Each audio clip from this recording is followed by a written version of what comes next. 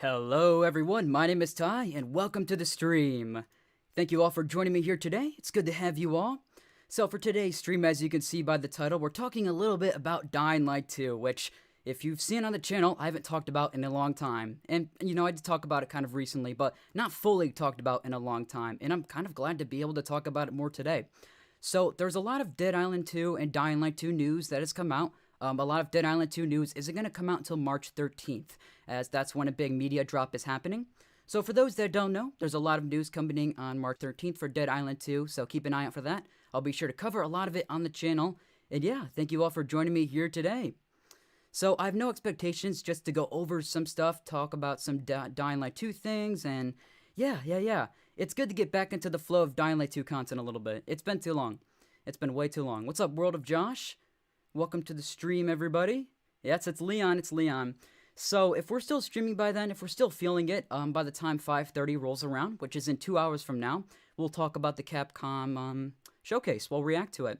So yeah, we'll see where it goes from there. But for right now, we're going to talk about Dying Light 2, a little bit of Dead Island 2, and yeah.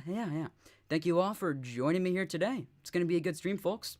So yeah, feel free to share your questions in the comments down below. I read every single comment, reading them right now. And yeah, once again, thank you all for joining me here today.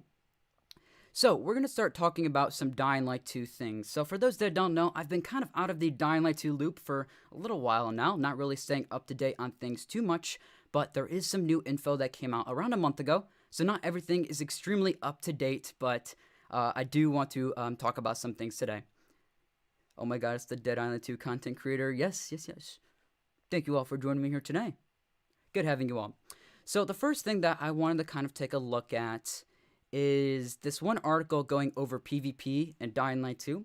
PvP and Dying Light 2 has been speculated for a long time, and many people are still wondering, when is PvP coming?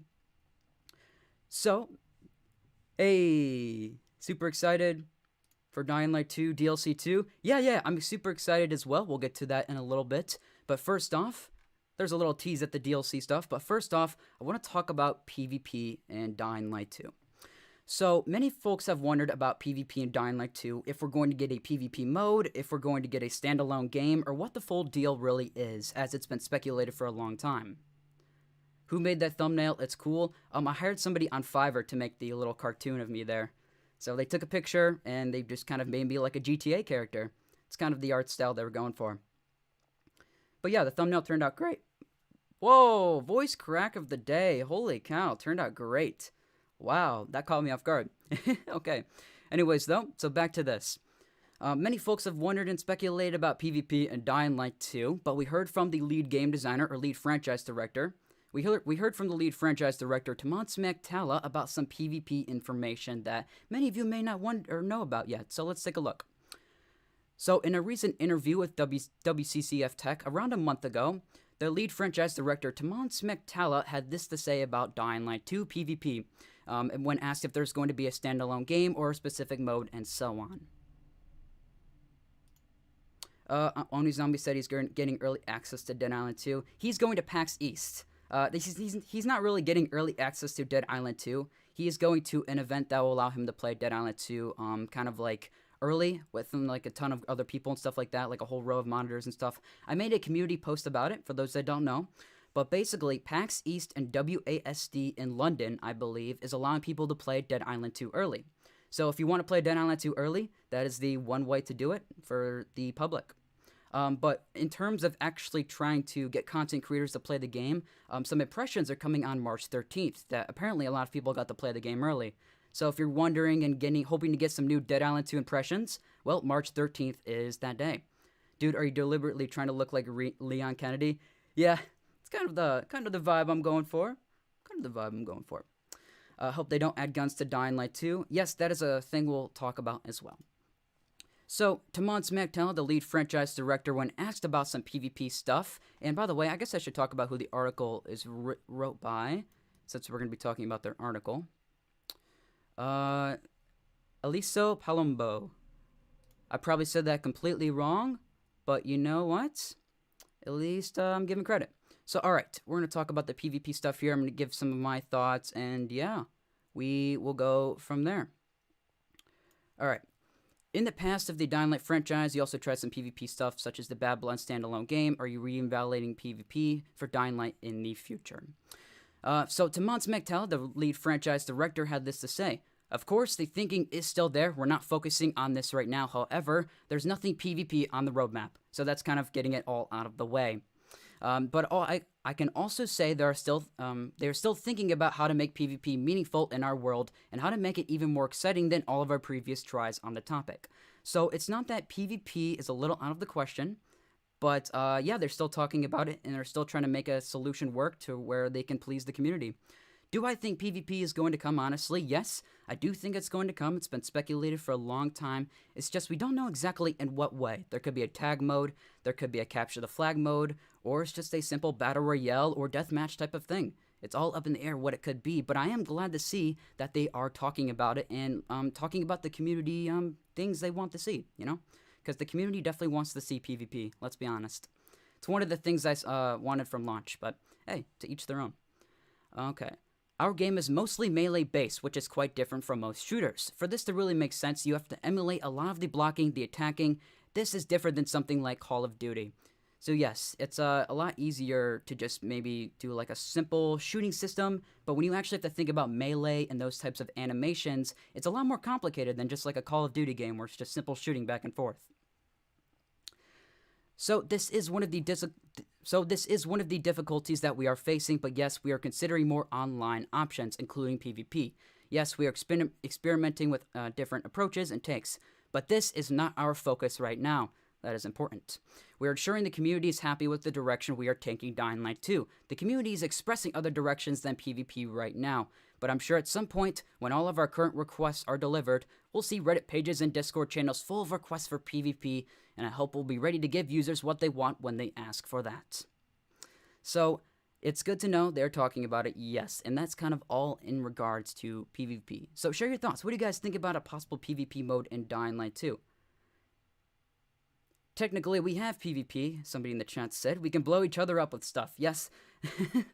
Yeah, I faced that a lot in Dying Light 1 when I would play with my friends. I'd get blown up a lot. So yeah, there technically is PvP. It's just not the PvP maybe everybody's really think of. But I don't know, share your thoughts. Like I said, there's a lot of possibilities that they could really do. Lots of possibilities.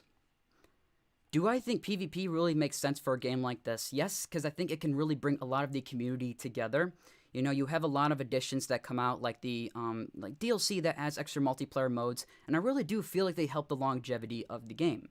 So, hopefully, if Dying Light 2 gets a PvP mode, it helps the longevity of the game and brings more people from the community.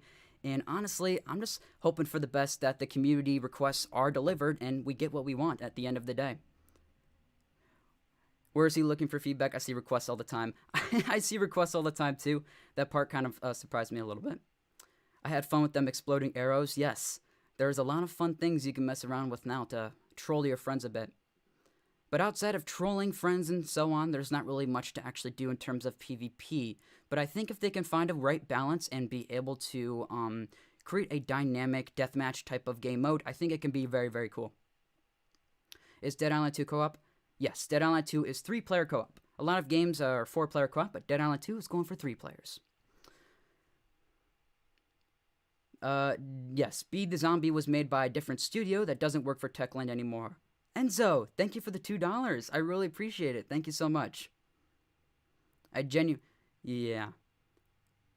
I see some people talking about it in the chat a bit, but I don't think a Be the Zombie mode or a Bad Blood type of thing is going to return. It would definitely be more in the scale of Bad Blood if it was going to come in Dying Light 2, but in terms of Be the Zombie, no.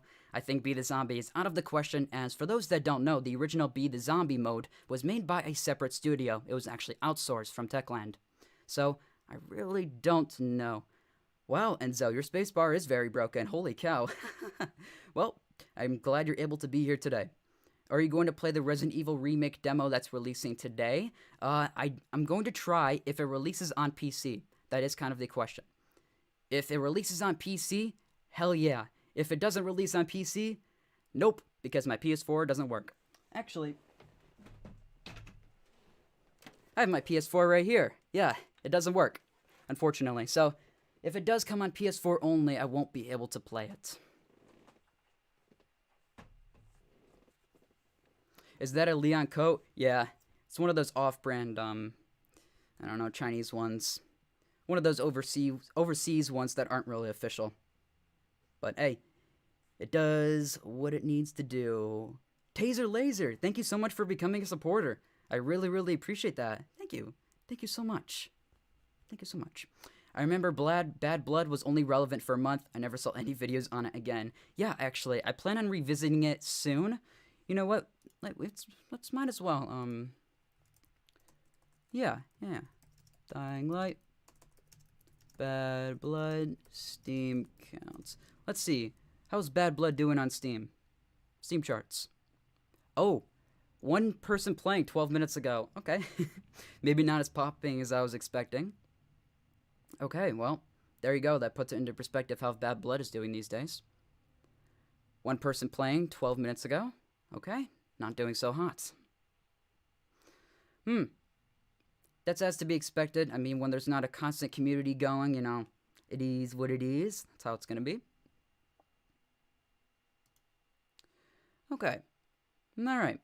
Talked about PvP a little bit. Yeah, one person playing. Hey, feel free to go be somebody else and play. I guess I'll let you guys know when I'm playing Bad Blood and you can try to join on and play with me, I guess. But yeah, not today. Not today. Okay. Next up, we are going to be talking about guns in Dying Light 2. So there was this article that came out by Game Rant kind of recently by Cameron Swan 6 days ago. And he talks about how guns in Dying Light 2 would help the combat and make things feel a little fresh in the game.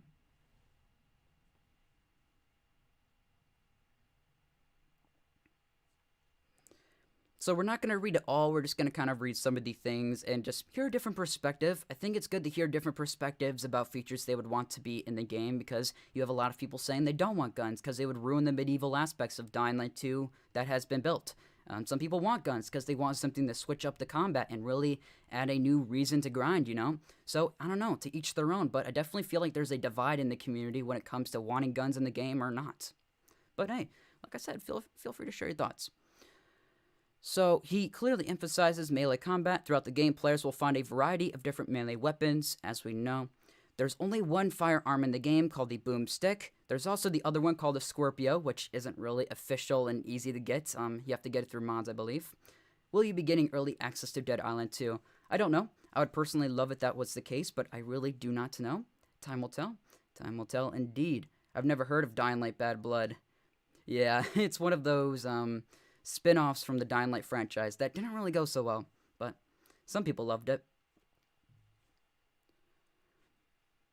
Okay. An update that brings more guns to Dying Light 2 could be exactly what the game needs to feel fresh again. Okay. Techland has been pretty open about its reluctance to include guns in Dying Light 2, believing that a melee-focused combat system could feel more rewarding, and while there's certainly some truth in that, the game's longtime fans have been using the same melee weapons for over a year now, and it's about time for a change. So, for those that actually don't know, there's been rifle, handgun, and shotgun ammo in the files since day one of the game, yet there's been nothing done with it. So, is it a possibility that guns could come? Yeah. There's another interview we're going to be looking at from Tamans Magtel, actually, that actually talks about this a little bit more. But he does kind of talk about guns a little bit and how that actually could switch some things up.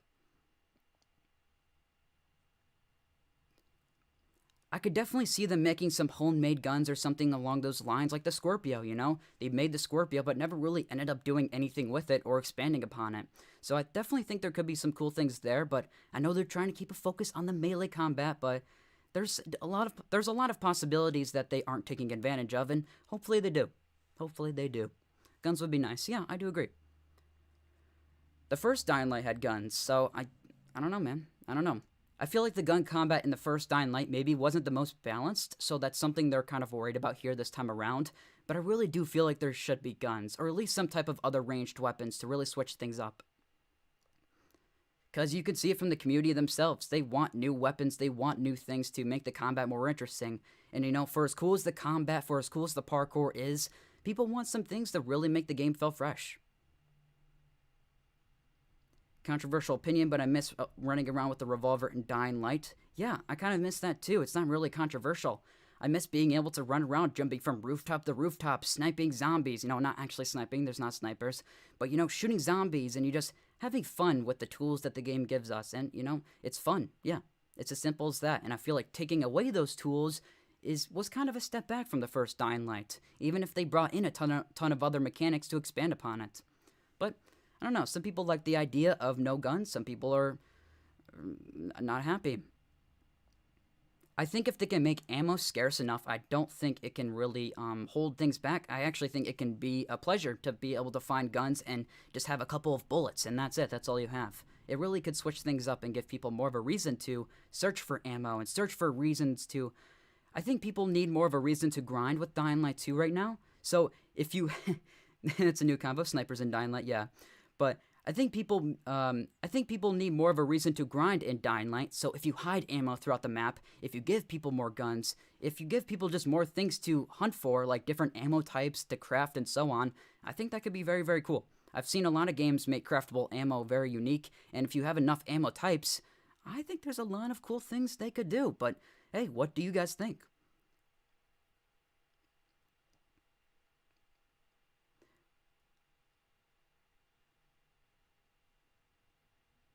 Yep, lots of possibilities for guns. Lots of possibilities. Many folks probably think we're going to be comparing Dying Light 2 and Dead Island 2 today, and that's not entirely the case. We're going to be talking about them with some similarities, of course, but we're not going to be fully comparing the games until Dead Island 2 is out in April. Because, there's a lot of things we do know about Dying Light 2 that we just don't know about Dead Island 2, so it's kind of an unfair conversation in my eyes.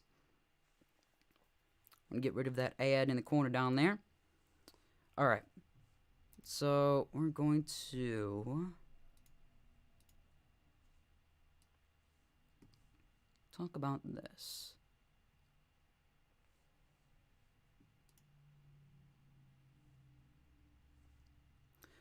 Okay, so this was an, wait a minute. Yep, okay. Just gotta make sure we're looking at the right thing. Okay. So what I wanted to talk about here, by the way, loving the Leon jackets, top tier drip, my man. Thank you. I appreciate the support greatly. Always do, always do. Alright. Alright, so we're going to be talking about DLC2 a little bit. Although I thought there was another article I had that talked about guns a little bit more. I actually, here, give me a moment, fellas. Yeah, I believe this did talk about guns a little bit more. Here, let me just scroll down for a good second. Also, for those that don't know, because you've been living under a rock, here is the roadmap for Dying Light 2 in 2023. So yeah, some returning Dying Light 1 characters in these bundles, which is pretty neat. Pretty neat. Transmog is coming. Upgrades to the physics and brutality is coming. Techland.gg quests are coming. Gear Transmog, always cool. So new roaming volatiles, okay. Parkour flow improvements, nice. Some friends of mine have complained about that a little bit before in their own videos. So that's cool, that's cool. I'm glad we're getting those types of things and so those types of improvements. Do I feel like the game should be having to fix itself in the second year of its lifespan? No, not really, but, yeah, it's just something that's gonna have to come with time, and hopefully it all ends up being worth the wait. I don't know, what do you guys think? I'm waiting on the parkour update next month because the stiff movements and lack of forward movement is painful. Yeah, I can understand that for sure. I can 100% understand that. There's a lot of things that could be finished and fixed up, certainly. Alright, I can't find what I'm looking for. Whatever. Oh, that did not do what I needed it to do. There we go. Okay. Okay. So there's some questions in these articles that I think are really worth listening to and reading. I feel like Dying Light 2 is sadly rotten at its core, something the chat said, which makes it objectively worse than Dying Light 1 because I'm hyped for the combat and parkour revamps coming this year. I wonder how much they will change. Yeah, I really wonder how much they will change as well. We really have no idea. Really don't know. Really don't know. Okay.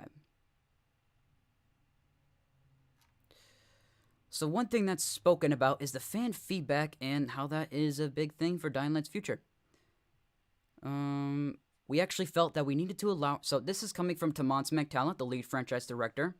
So Tamon said, we actually felt we needed to allow ourselves to experiment with the game a little over the first year because even though we thought we knew what it means to be Dying Light when the first game was released, we weren't quite sure if the times hadn't changed so much that the expectations would be different in 2022. So the first year of support was meant to be us experimenting with features, single-player stuff, and different DLCs, paid and free. But I think we know exactly what our community wants, which is good to hear. I'm glad we're hearing that from the Tamon McTalla himself. Yeah. Okay. Just making sure. I think we have synced our target expectations, so now we have to do... I think we synced our target expectations, so now what we have to do is focus on the core systems of the game, the combat, the nighttime experience, and parkour, and tweak them, upgrade them, and add stuff to them to totally satisfy our players. When that happens, we'll provide players with DLC 2, the next DLC, which again, in our way, was made on community feedback. We heard voices saying people wanted an open-world narrative focus on zombies and infected, so this is exactly what the DLC will be. And then we'll start seeing Dying Light 2 in the future, to what new areas, to what new places we can take the series. We already have quite a lot of those ideas, but we'll also listen closely to what the community has to say. In some ways, those guys, everyone who is in our community, all of those people who are probably smarter than we are, knowing with what Dying Light 2 should be, will definitely use their smarts, knowledge, and outlook to shape the game exactly to their needs. Okay, interesting. Interesting. I like hearing these different perspectives from the developers. I think it's always very nice. Do we know anything about Chapter 3? No, we do not. We do not know anything about that currently. I think fixing the nighttime experience was very, very nice because I feel like the second game took away a lot of that spooky factor that the first game really had and kind of made it unique. Kind of being able to run around at night and stealth from volatiles or run from like a chase from volatiles was very, very cool. And you kind of lost that in the second game, although that game got its own dedicated chases. But the chases in Dying Light 2 just didn't hold up the same in my eyes. But hey, I don't know. What do you guys think? Read a little bit more. Gear transmog. Secrecy. Here's where it talks about guns. So, in this article, it's also brought up during the Dying Light 2 first anniversary video, you teased non-melee combat. Does this mean that fans can expect more guns besides the one this year? And then Tamon goes on to say, yeah, it's really good to hear that Techland understands all the feedback. Yes, I definitely agree. And then Tamon goes on to say, this is something that I can only iterate on what I said yesterday, so we'll definitely be bringing new methods of fighting with the zombies. Actually, this is... because going back to the last question where they talk about secrecy a little bit. So, Tamon says this is something that can only iterate on what I said yesterday. So yesterday he kind of revealed, which is like a month ago, he kind of talks about how there's like a new melee sort of non-melee sort of combat that's going to be coming to Dying Light 2. And many speculate that's going to be guns. Now, that wasn't exactly said, but honestly, what other non-melee method could there be, you know? So, many speculate it's guns. So yeah, many think guns are going to be coming at Dying Light 2 DLC 2, and it would be cool because it would really add a new method of combat and really switch things up that I think people are really asking for.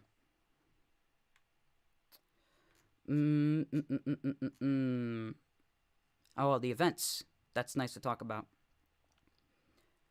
Oh, we got some talking about the events. Dying Light 2 had about 30 different events. How the player feedback... So the player feedback definitely made an impact, Tamon goes on to say, and so on, using different channels. I think one very clear conclusion comes from it is that players expect from our events. Yes, I'm very, very glad, Tamon realizes that the events in Dying Light 2 were underwhelming, to say the least. You know, the goals weren't exactly reached, or some things in the event were a little bit underwhelming, and maybe not up to the forte that everybody was really, really wanting with the game. A lot of the events were very much goal-based, but the actual goals themselves were kind of just not very, they just didn't please a lot of people. So he says, we feel, so Tamon says, we feel we didn't do enough of this last year, and we really want to do more of it this, oh wait, I'll go back up because I missed it. So Tamon talks about what they expect with the events. Long night event. Yeah. Avocado charm. Yeah. Yeah, it's definitely not great, but I don't know. I feel like some people like it. Some people maybe like it. What they so Tamon says what they expect is so Tamon says what the fans expect is for the duration of the event we change the gameplay mechanics. They bought the game and suddenly it is a different game from the last month or so, sometimes even radically. We feel we didn't do enough of this last year and we really want to do more of it this year. I think it can be a really common theme running along I think if there will be a common theme running through all of the events, it's that those will change that those it's that those will change the gameplay mechanic. Oh god, I can't read. We need more hunter tokens. Yeah, it's that those will change the gameplay mechanics and tweak how the game works.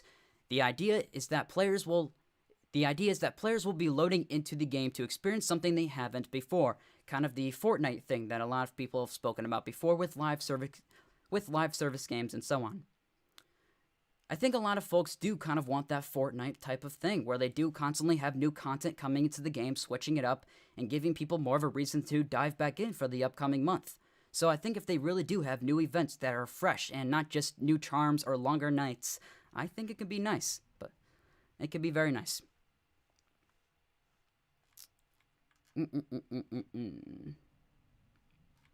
Parkour changes and so on. Techland nights. What are Techland's plans to make the nighttime experience scarier? Definitely more atmosphere, darker nights, but I think the core information is that the roaming volatiles will make a return. Because of that, we will also need to change some things regarding the streets and the rooftops. So it's definitely one of those mechanics where they have to kind of change a lot of the core fundamentals of how the night works, which I'm kind of cool with because, as I've spoken about before, the nights were a little underwhelming in my eyes, so I definitely feel like they could be tweaked for the better. They'll be roaming the streets, looking around every corner, so I believe the atmosphere will become more tense. Okay. We also want to increase the motivation to actually go down the street level with the volatiles during the night. We'll add some new sources of loot for the player to pursue and some new activities they can do. That is awesome. I'd love to hear about that. That is very good that they're adding new things in to switch things up. The most important thing for us is to create the atmosphere of being surrounded by powerful, aggressive beasts that even if you're careful, if they see you, then the only thing you can do is basically run for your life and save yourself. And yeah, many of us know with Dying Light 2, if you're spotted by a Howler, it's not too difficult to defend yourself if you have the right tools. If they can make Dying Light 2's nights more strategic and more intense, I think it can make the nights a lot more fun, because for right now, I kind of don't really care about the nights very much, and they're too bright. They're too bright as well, in my eyes. Although, you can only make the nights so dark, you know. They can't be like Dying Light 1 nights, I feel. I don't think we're going to be going back to Dying Light 1 nights, but they're trying to kind of reach more of that core idea. I respect it. I really, really do.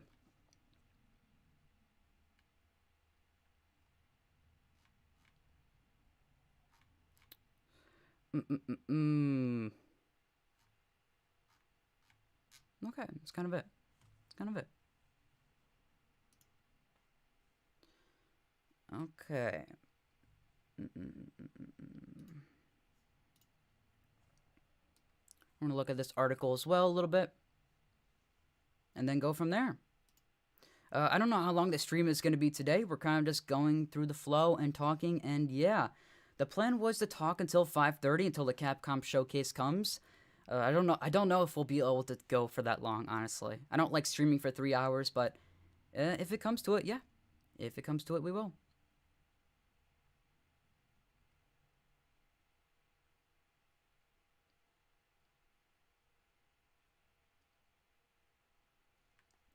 Okay.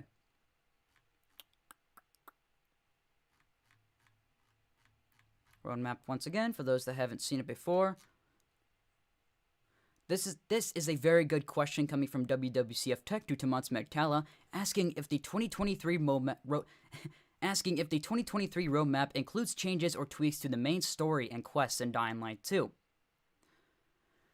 Tamon goes on to say there's nothing like that on the roadmap. We will be doing some tweaks to the main story along the way, but as you can imagine, this is the most complex thing to change, which I can definitely which I can definitely understand myself, because if you change the main story, you're changing one of those core aspects of the game that, if you change one thing there, you have to change something that's all the way over here. So it really does allow for a lot of you have to put a lot into it if you're going to change one little thing. And I think that's something people have to keep in mind. People wanted new endings to be added. People wanted new dialogue and story plots to come because they were disappointed by Dying Light 2's story. And yeah, I was in many ways too, but I think it's a little silly to expect that they're actually going to add new storylines for free. The new storylines that we're going to be getting is going to be in the second DLC, which hopefully ends up being good and concludes Aiden's story arc. I understand the reasoning to why they changed the knights, but I think that they went too far. The fear of, yep, they took a lot of the fear out of the game. A lot of it. And it definitely sat wrong with some people, for sure. For sure. Taman also says, when you change one element of the story, then suddenly it becomes a problem later in the story. It may require you to invite all of the voice actors to re-record their lines. For example, if you want to change something so nothing... For example, if you want to change something so nothing like that is on the roadmap. So yeah, it really does require a lot of attention to be able to change one little aspect.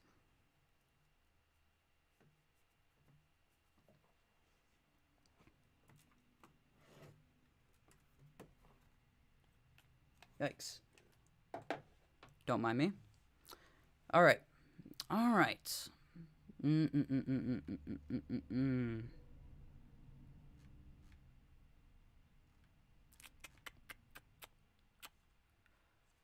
After the stream is over, I'll leave a link to all of these articles down below, so you guys can go check them out for yourself. So that's about the PvP. Alright. Alright. Go up a bit more. Okay.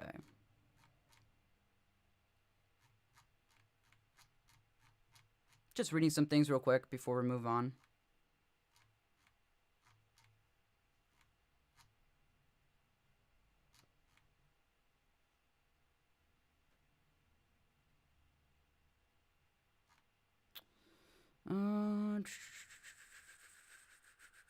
Oh, this is an interesting one. Before Dying Light, you worked on another game called Dead Island. The sequel is finally coming out in a few months after a very troubled development phase. How does it feel? Are you worried due to competition, or are you just happy to see your former creation come back to life? So, I've actually talked about this kind of before in a little YouTube short, so you guys can go listen to that if you want. But he kind of talks about how it's competition, but he's excited to actually play the game. They're actually looking forward to trying Dead Island 2 out. So if you're wondering how Techland and them are all feeling about Dead Island 2, well, there you go. There is that. There is that.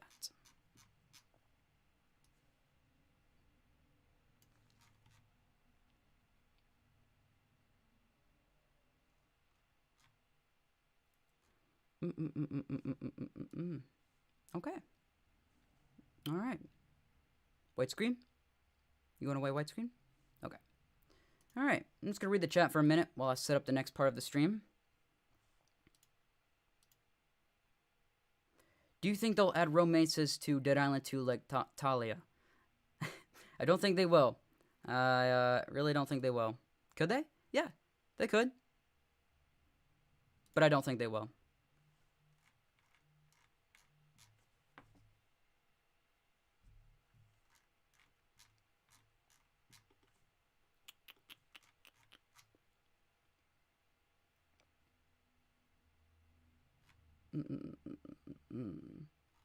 I'm just reading some things, seeing if there's anything interesting that I missed.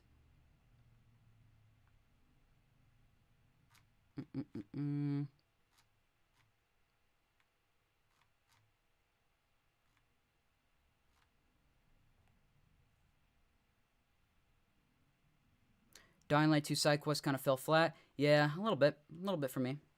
I can agree.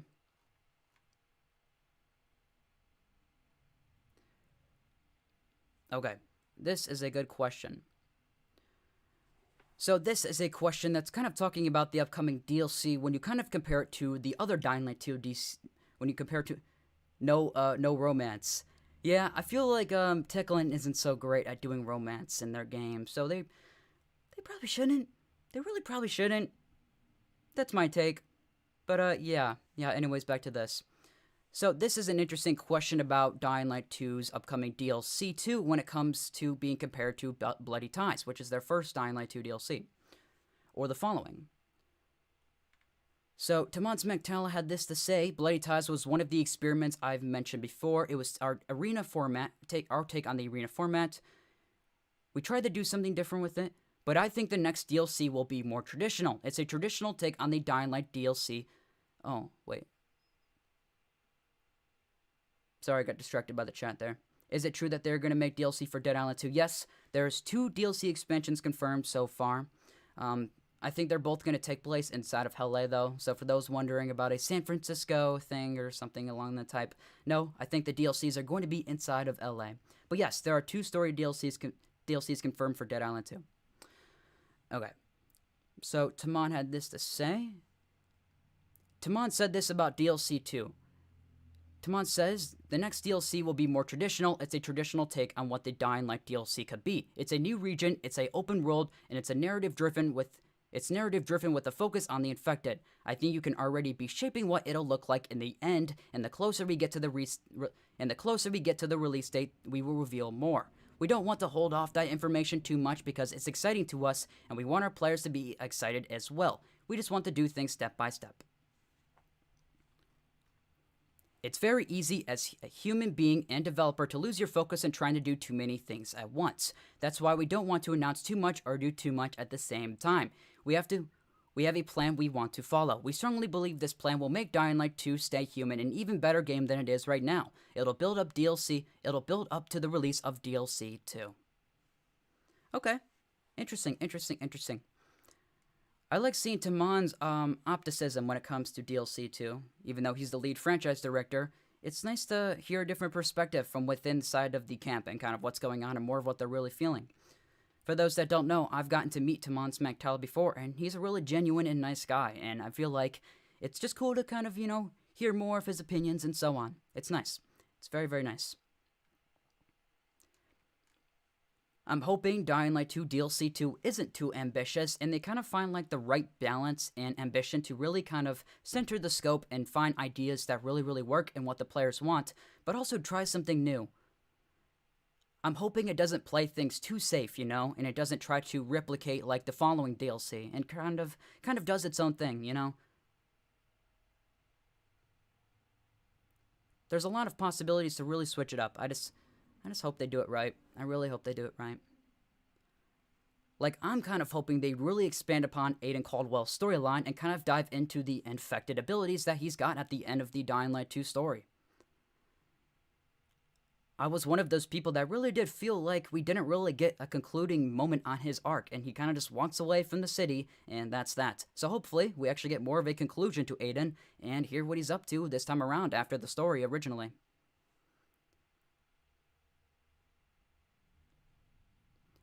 I don't think the Dying Light 2 DLC 2 is going to be like an Oscar-worthy story or anything like that, but I hope it's cool. I hope it's a lot more compelling than some other things that are out these days, like, I don't know, I'm not going to try to make comparisons, but you know what I'm saying. Hopefully it's good. That's the main take. Hopefully it's good.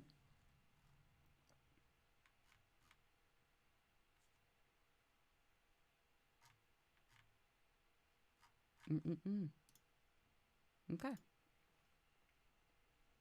Hey, Simple, welcome to the stream. Thanks for stopping by, man. It's good to have you here. I'm good. Stream's going pretty well. Wrapping up the Dying Light 2 part of the stream. Kind of gonna reel into more of the Dead Island 2 and Dying Light 2 part of the stream. And then we'll end it off with just talking about Dead Island 2. Unless we're actually gonna talk about the Capcom showcase. I'm not too positive yet. Still figuring that part out. And bring back the subplot for Aiden's father. Yeah, that was kind of part of the Chris Avalon storyline. I think that whole storyline's cut. It's completely gone. After 2019, and they kind of started revamping the game a little bit and cut Avalon out of the whole Dying Light 2 story dealio. That's kind of been out for a long time. I really don't think any of that storyline's coming back. And honestly, a lot of that storyline did come back more than most people would probably have expected for somebody that got kicked out of the writing team. For unnecessary allegations. It was a shame. It was a shame. I definitely do wonder what Dying Light 2 would have been like if Chris Avellone never left. Oh man. Oh man. We can speculate.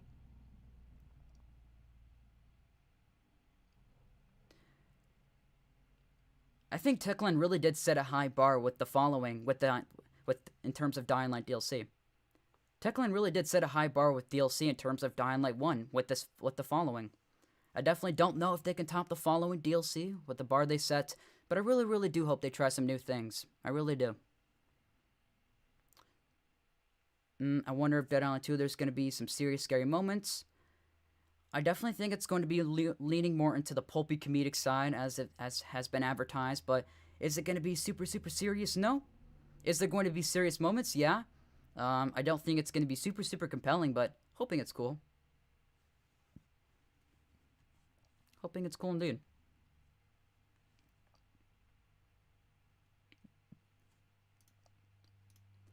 Now, I've seen a lot of people make these comparisons before, talking about Dead Island 2 and Dying Light 2 and the similarities between them and also the differences. And honestly, at the end of the day, I think it's kind of silly to even compare one game that's out and one game that isn't, but we're going to compare them today anyways. So we're not going to be comparing everything though, we're going to be comparing a few fundamental aspects and talking about why these games are actually pretty different and they're trying to accomplish different things.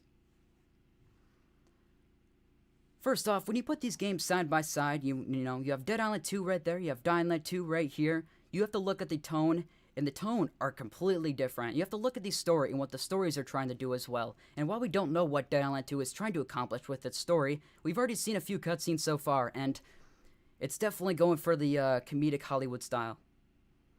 Dying Light 2 on the other hand went for a completely serious story. Dying Light 2 went a lot more serious with its route, having a story about it, one character. Dead Island 2 has 6 characters. Don't know why I said 2. But yeah, they're very, very different games in many, many ways. I'm curious what you guys have to say about that as I'm sharing my thoughts. And for those that don't know, for those that haven't been watching these streams much, a lot of these streams will turn into highlight videos of their own. So if you miss a moment of the stream, don't worry. A lot of the important moments will come back and be in highlights. So yeah. So yeah, when you put the story and the tone and how they compare and go side by side, they are completely different. And I really feel like they're trying to accomplish very, very different things. You have one that's going for the Hollywood to early 2000s campy tone. You have the early 2000s Hollywood campy tone with Dead Island 2. And then you also have like an I Am Legend style Dying Light 2 story with Aiden and all that shenaz with the Renegades and so on. I also think when you look at the game's open worlds as well, they're very, very different. Dead Island 2 is a lot more vibrant, a lot more silly. Dying Light 2 is a lot more serious, a lot more moody. I think they're two very, very different games when you actually look at the things a lot closer than them just being like a zombie slasher, you know? You may think, oh, they're zombie slashers. They're going to be very, very similar games. But when you actually look more closely, you're going to see a lot of differences. And what the games are trying to accomplish is one of those biggest differences. Dying Light 2 is trying to be a big RPG with a lot of story changes and story choices that change the story. Dead Island 2 is trying to be more of a linear, straightforward story that also has a lot of comedic and fun moments in there to switch things up.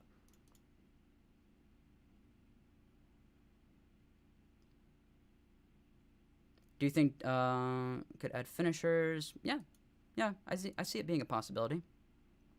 Certainly.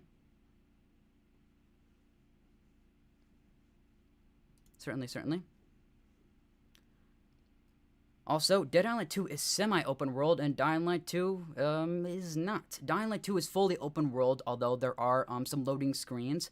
The more I think about it, it depends what you classify as an open world.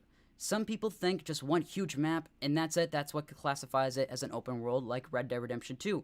Or people thinking, like, if there's one little loading screen, then it's not an open world. I'm curious, what are you guys thinking about that? Do you guys think Dying Light is an open world game, or do you think it's kind of not, because there's loading screens to get from, like, Old Town to the slums, or from the Central Loop to Old Villador? I'm curious, what are you guys thinking about that?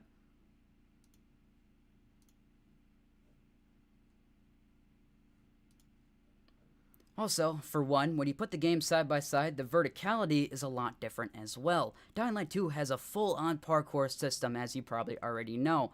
And with that, you're allowed to go up skyscrapers, you're allowed to grapple across things, and there is a lot there. But with Dead Island 2, they're having it more focused on just the ground combat, just the melee stuff, and, of course, shooting and so on, but they're having a focus on keeping things at the same level. You're not going to have zombies flying around in the sky that you can shoot like this is a goddamn Resident Evil game. It's not going to get to that level, but it's also going to do some things to hopefully switch up the formula. At least that's what I'm hoping for. What's up, Classy Ham? Welcome to the stream. Welcome, welcome, welcome. Good to have you here. Indeed, indeed. So I've talked about the tone a little bit with Dead Island 2 and Dying Light 2, how they're trying to do different things. Talked about the open worlds and how they're also very, very different. For those that don't know, Dead Island 2 is semi-open world, so there's going to be many different hubs that you can go to. For example, the pier, the Santa Monica Pier and Venice Beach aren't going to be in one area, for example, and you'll have to go through a loading screen. It's not going to be like Dying Light 2 in that way, where you can go from one skyscraper to the next and not have a loading screen, and can climb ways in whatever way you desire. I personally think open world is more gameplay mentality, not so much level design. Open world games tend to have lots of similar little things around the map, whereas other games are more linear. Yeah, it just depends how you really want to look at it.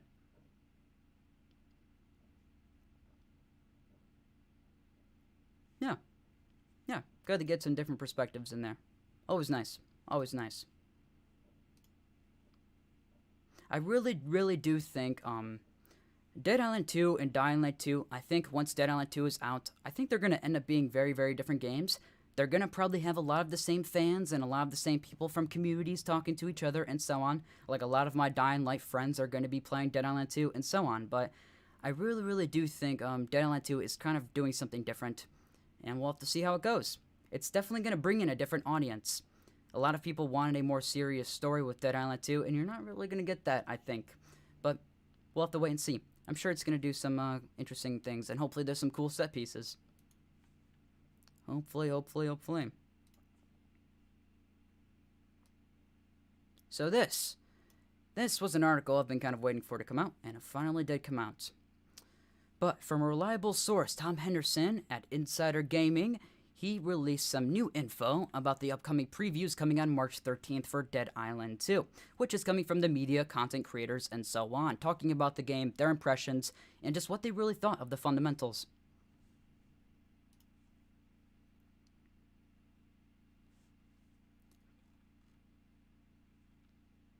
So he released a YouTube video like around a year ago before Dead Island 2 got re-announced, kind of talking about the plane crash intro, a lot of the things like that.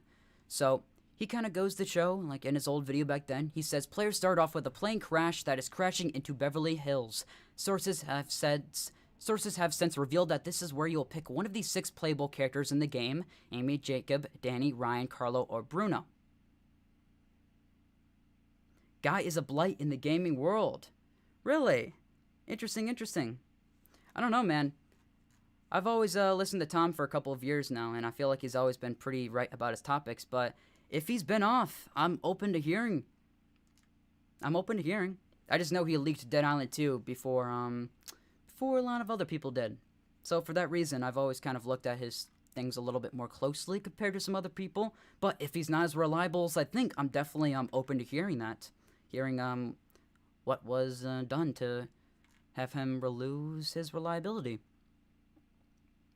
But regardless, though, there's a few paragraphs here that just kind of talk about some things.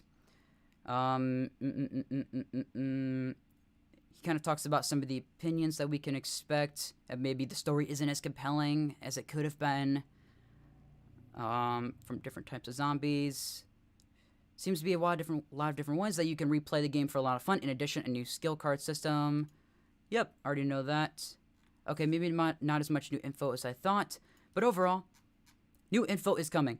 March 13th is the date to pay attention to, and if you haven't been paying attention to March 13th, that's a date to pay attention to, because that's when a lot of new stuff is going to drop.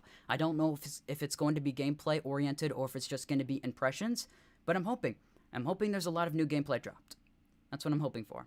Although we did just get like 15 minutes, so I can't say I will be disappointed. It would just be cool. I will admit. I have a question about the plane crash. Isn't it a military? Because they shoot it down. That's what many people have said. Many people have said the military is what shoots it down. I believe Tom Henderson said that. So if it's not true, well, blame Tom Henderson. Blame the source, you know? Blame the source. Yeah, I've always looked at Tom Henderson to be pretty reliable. But according to Classy Ham, he's not. I don't know. I don't know. Maybe there's something I don't know. Maybe there's something I don't know. I need console gameplay for Dead Island 2. Yes, console gameplay would be very nice indeed. I can agree with you there.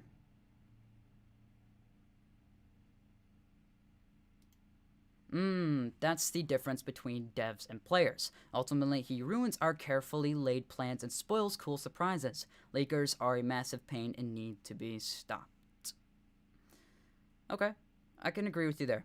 I've spoken to some devs that worked on Dying Light 2 about leaks back in the day and so on, because a lot of things got leaked.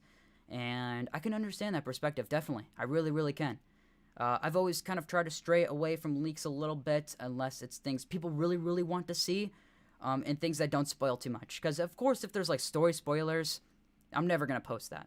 Unless it's, like, you know, a couple weeks after launch and so on. I'm going to post the ending of the game on my channel, okay? Don't think I'm not going to. But it's going to be a week or so after the game has launched, so don't be worried about that if you are. But yeah. I can understand that perspective. Leakers do definitely spoil a lot of things and, you know, take a lot of hype away from the game. But I also think they help the game in some ways too. But they also can definitely really impact the game as well in so many negative manners.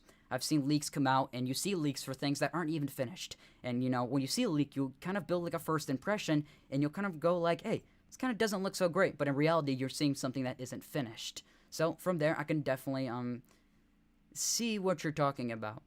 Like, the Battle Pass for the Suicide Squad got leaked the other day. The new Suicide Squad live service game, which looks interesting. And that led to a lot of people getting pissed off, which they had no clue about before that got leaked. So I can definitely see where, in terms of marketing, if you aren't easing people in the right way, and if they take something out of context, that can lead to a lot of people being frustrated and for an unnecessary reason, to be frank. So hopefully, leakers do get, you know, shut down in the future and so on, but I really think we're at a point in the gaming industry where I don't think that's going to happen. I feel like leakers are just going to become more prominent, and it's just going to become more harder to be secret. With the new technology that's coming around, you know, look at all the AI art and stuff and so on, people are really going to have to be careful. Be very, very careful. It's going to be one of those times where you're going to have to watch yourself a little bit extra, I feel like. But anyways, though, it doesn't really matter. Okay, now I get it. Maybe they're reading back. Pretty sure he has sources that break NDAs.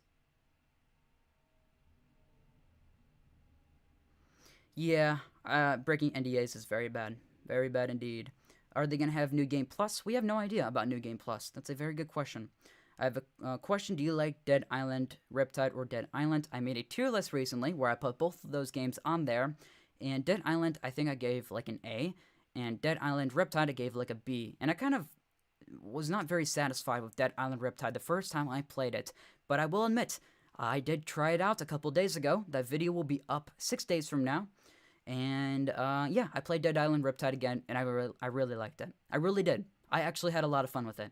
If Dead Island Dave was here right now, he would probably be soiled in his panties because of how satisfied he is with me saying that. But yes, I did like Dead Island Riptide for more that I played. At first, I did not so much, but the more I played it, okay, I can understand it more. I can see the dealio. Like the GTA 6 leak, the build is from 2 years ago, but people were complaining it looked bad. Right. In terms of that scenario, where you're looking at a build of the game that is completely different from how it's going to look, it's not really fair to come to any conclusions. At least I think so. I mean, sure, if you want to come to conclusions about game mechanics and so on, yeah, of course, but you're not going to be able to simply just build an entire observation around how the game is going to play and so on. It's not as simple as that. But GTA 6 did look good, though. It did look good. It did look good. Am I a fan of it being in Vice City? Not really, to be honest. I would have preferred if they went for somewhere more different, but I think it can be cool.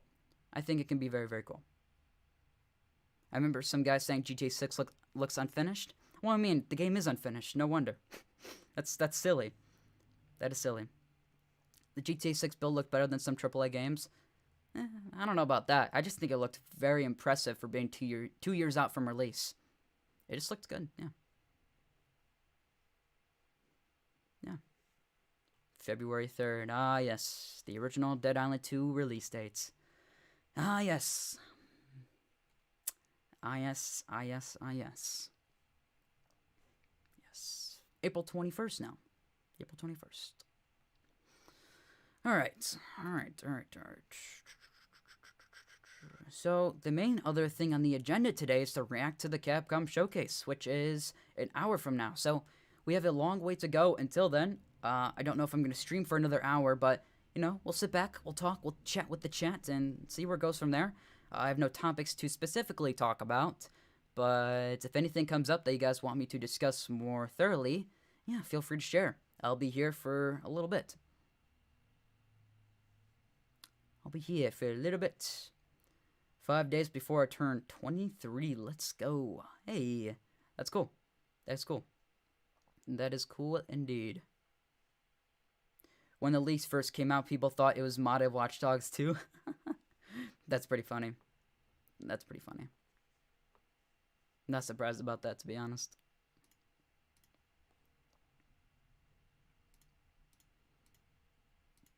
Oh, yeah. That's one thing I meant to show. There's a little new gameplay clip for Dead Island 2 that's out. Completely forgot about this. And drink my water, and then we'll play it. Not sponsored. Not sponsored indeed. Alright. Ty with the dripped out setup. Thanks, Ozzy. I appreciate it greatly. Good to have you here. Good to have you here. So, there was this new Dead Island 2 workout video that Dan Buster and Deep Silver posted on their social media pages the other day, and it looks pretty cool. I like what we see, even though it's kind of more in the silly side of things, but it kind of just shows some new gameplay.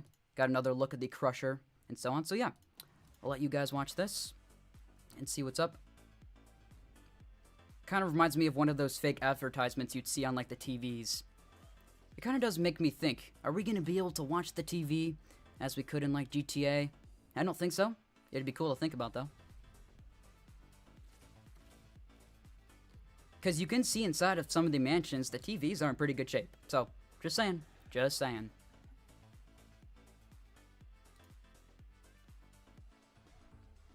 Some new gameplay clips in there. You know, it's not entirely new, but there's some things. Yeah, we'll go back. Play that again. So, the one thing that's interesting about this area is we haven't seen it much. It's kind of like a stage sort of area, which we maybe will hear Sam B doing some sort of thing at. Always a possibility. Be cool to hear Sam B singing Hoodoo Voodoo again in 2023, an updated version. Then we have this fella here trying to get his game on. You know the deal. Clips from the trailers we've seen before. We can kind of just see the Muscle Beach sort of area. Pretty interesting. Also, you can kind of see a little bit of a ramp up there showing you can kind of go from rooftop to rooftop. It's pretty cool. So that's nice that we can see more of the rooftop verticality in that sense.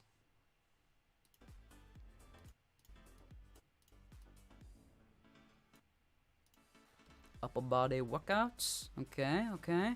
Some motor clips. Clip we've seen before, you know.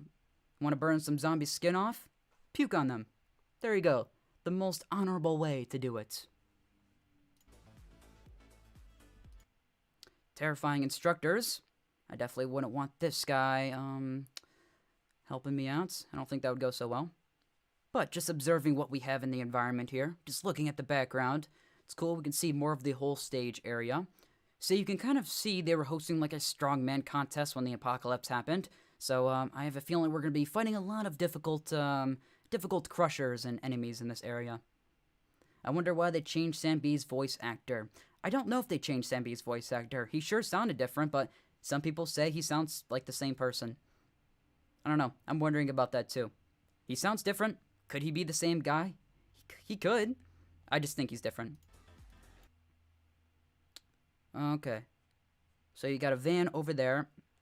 I'm trying to see if there's like any access ways up to like the rooftop, you know? You know, ways to climb. I'm just seeing what's in the environment a little bit. Just seeing what's up. Yeah, not much. Looks like LA. Definitely. So this clip is new. It's definitely a new one. It kind of shows how it looks when you're getting bit and not really like fighting back. Pretty interesting there. It shows more of what the grab animation looks like. So yeah, just seeing what the background is and so on. It's just really more of the Muscle Beach stuff that we've seen before. And it looks cool. Yeah, looks cool. Alright. Pretty poppy music, you know? Gotta love it, gotta love it. I hope they keep what happened to the OG characters a surprise. Yeah, I'm really hoping about that too. I'm hoping they don't give too many secrets away. Like, I'm hoping they don't spoil all of the special infected, because if they do, I'm gonna be a little disappointed, you know? That kind of happened with Dying Light 2 a little bit. They did spoil a lot of the bigger guys, and it kind of led to me expecting a bit more in that sense. So hopefully they don't do that this time around. And keep some more surprises.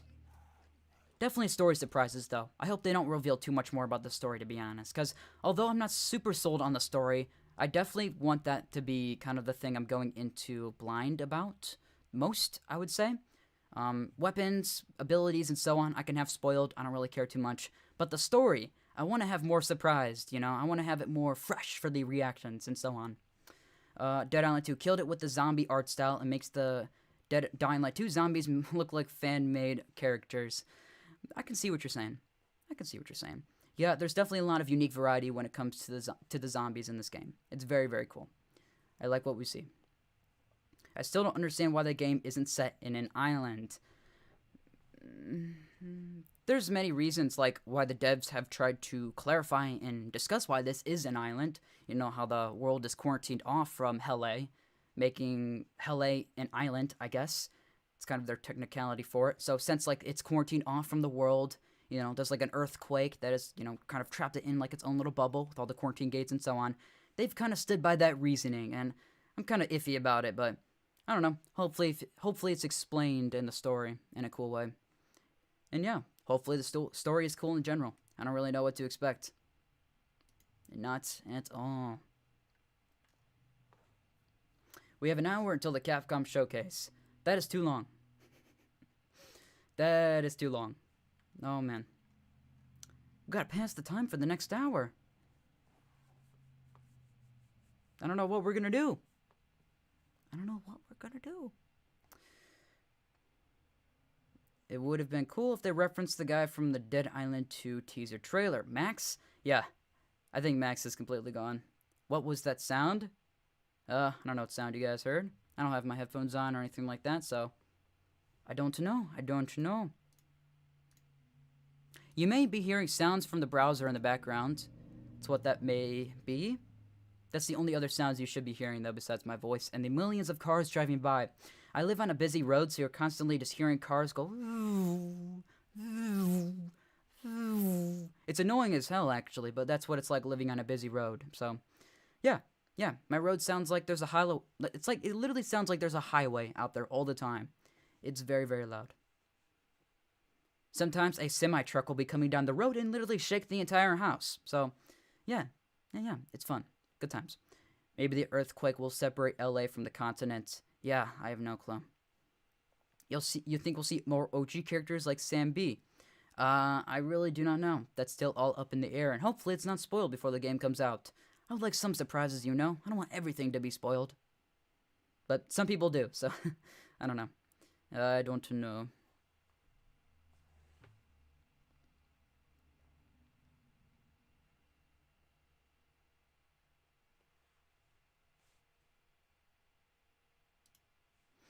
Should we look at that old Dead Island 2 gameplay? I don't know. I'm trying to think of what to do for, like, the next hour, you know? Like, I could just record a reaction to it later, but I don't know. I don't know. I'm trying to think. I basically already analyzed this for what there is to analyze, though. There's really not much else there unless you guys just want to watch some footage. Ooh, new thing to analyze. There's a brawl on the ceiling fan. Alright, there we go. That made it worthwhile, right? Alright. Alright. I'm still not used to the whole streaming thing. It gets to a point with these streams at points where I'm kind of like out of things to say. Like, just out of the main ideas. So I'm kind of just sitting here like twiddling my thumbs and fingers trying to think of what to say and do next. And it leads to me having to rely on the chat a little bit to make things interesting. So if you are in the chat at this moment in time, feel free to comment. Comment about anything. Comment about the workout video. Comment about, I don't know, the Capcom showcase. I don't know. Give us something to talk about as we await this Capcom showcase in an hour. I guess I can probably pull up the Capcom showcase, huh? Hey, who's that? Who's that? Who's that silly man up there? Hey, who's that silly man up there? I recognize that boy. Okay. Is it Spotlight or Showcase?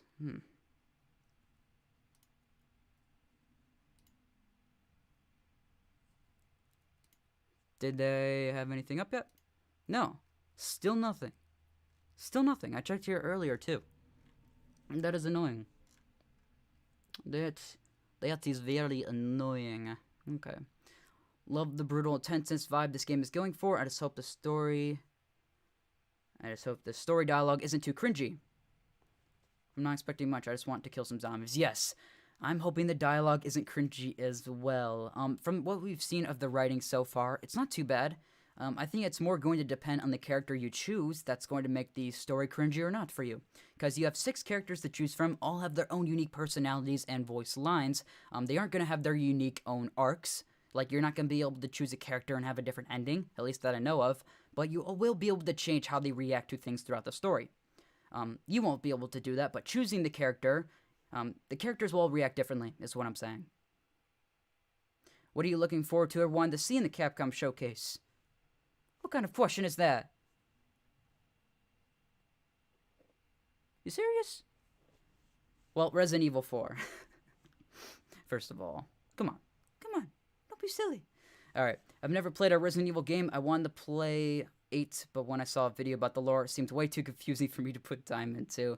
8 is one of those weird jumping in spots. You definitely would have been better off with Resident Evil 7. I think if you jumped into 8 as your first Resident Evil game, you would have been very lost, yeah. I can say that for certain. The Resident Evil series is worth playing or just watching the cutscenes. That's a hot take. I can't say the cutscenes are exactly the greatest thing of Resident Evil. I mean, listen, people like the story in those games, I guess, but honestly, the survival horror aspects are what make those games good. Like, for Resident Evil 2, which is like a completely third-person game, you can download a first-person mod, which makes it so much more immersive, and it's pretty cool. It's pretty cool. I think it's pretty underrated, actually.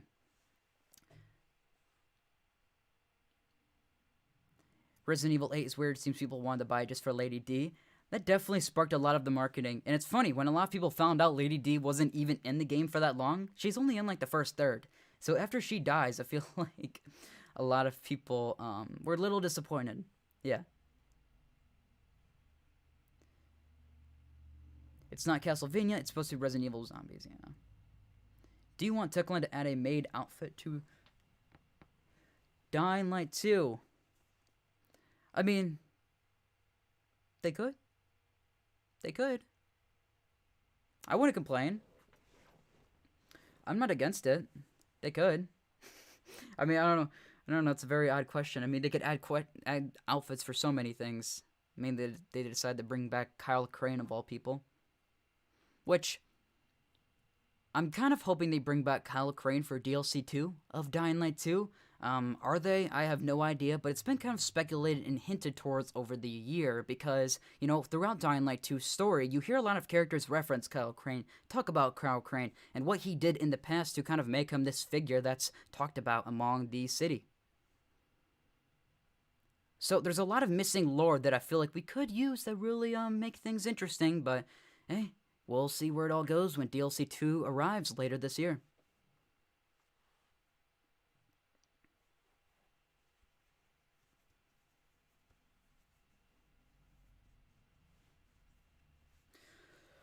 Oh, my back is killing me. If they do add guns, they should add a flare gun with rare ammo. Would be really good for the knights. You know, now that I think about it, yeah, a flare gun makes so much sense because you can literally see a flare gun at Dying Light 2 from the NPCs. Why isn't there a flare gun? Yeah, wait. Yeah, that's a good question. Yeah, why? I'm pretty sure there's a flare gun in Dying Light 2. Not one you can actually use, but the NPCs shoot flares up into the air. So, yeah, interesting thing to point out because a flare gun would make sense to be able to find in Dying Light 2 for yourself.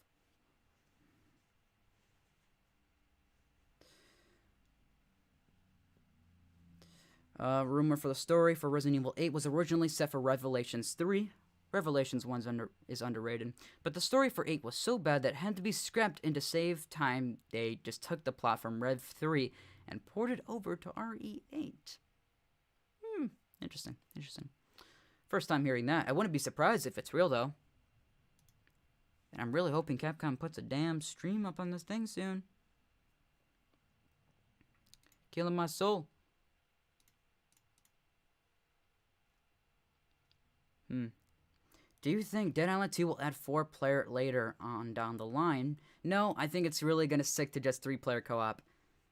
If they were going to do 4-player, they would have started with 4 players, but they're just going to do 3. Why they're just doing 3? I don't know. I think it could maybe be like a connection issue for getting so many players into a game with so much going on. I don't know. I really don't know. It's all up in the air for the reasonings.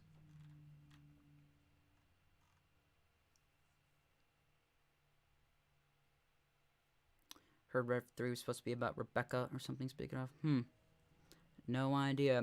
I guess it's time to, plot some things, or I don't know what the right word for it is. But yeah, for those that don't know, I actually have a Discord. It can be found in the description down below.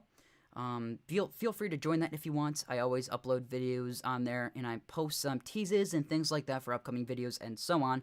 So if you want teases for upcoming videos, if you want to be able to communicate with me, 24/7, well, that's the best way to do it.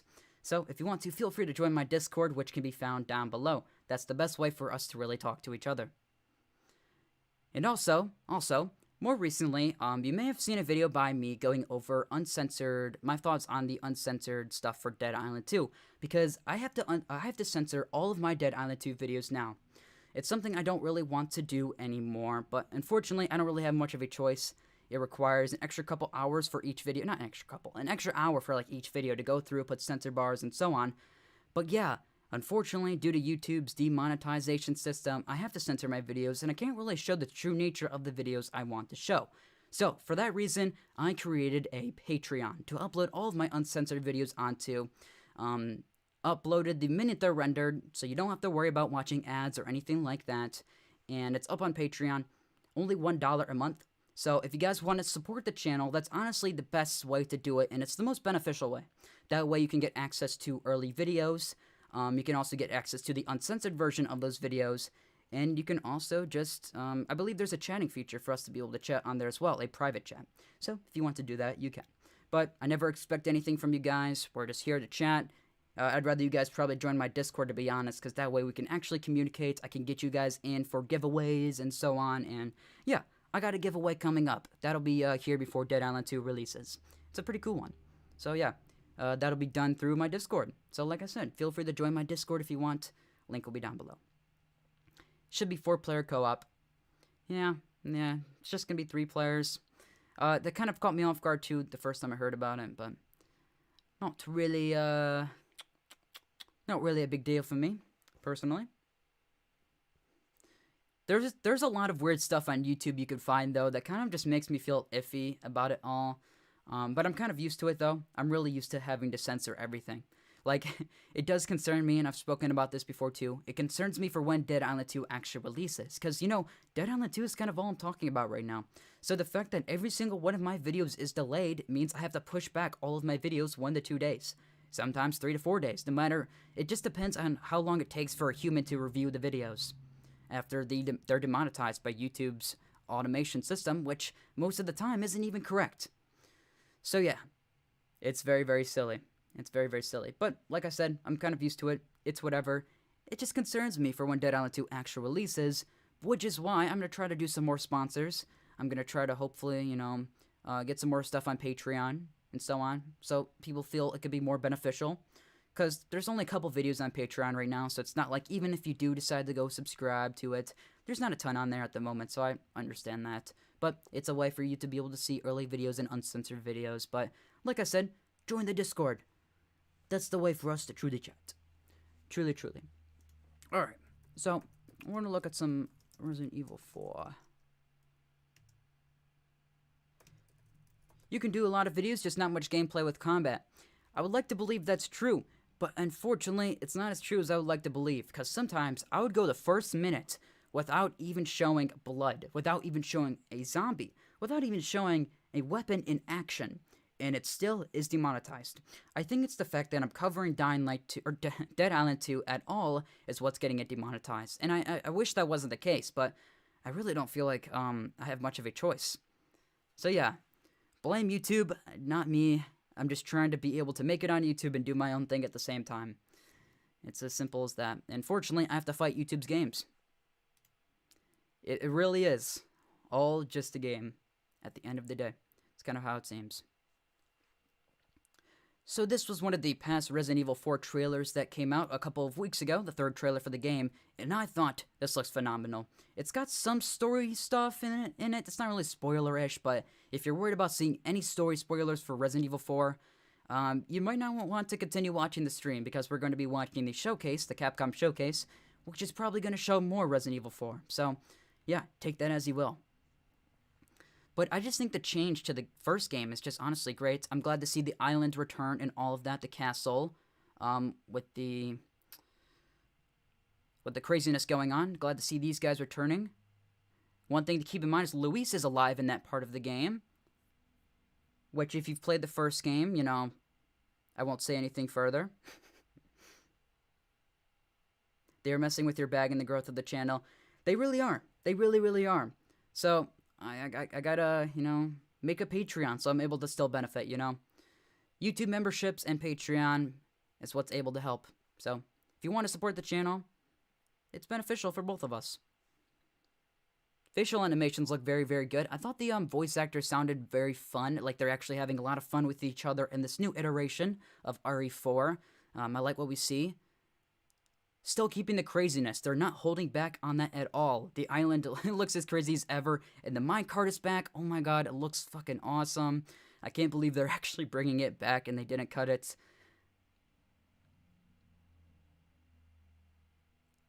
Hell yeah.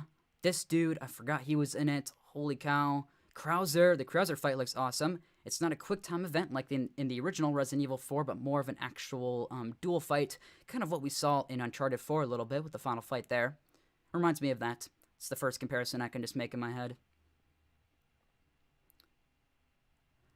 So we can see some different things there at the end for certain. There's some different things there at the end for certain that's outside of the story of the original Resident Evil 4. So it's kind of cool that they're really trying to expand the lore, and I heard they're actually going to try to connect the lore to Resident Evil 8. I don't know how they're going to do that, but if you've played Resident Evil 8, you know there's some documents in there that you are able to find that actually do reference some past RE4 characters, like Salazar, I believe. Tyrone, thank you so much for becoming a supporter. I appreciate that so much greatly. Thank you. Thank you so much. Means a lot. Thank you, Tyrone. The Capcom stream is up on IGN. Lovely. That's what we want to see.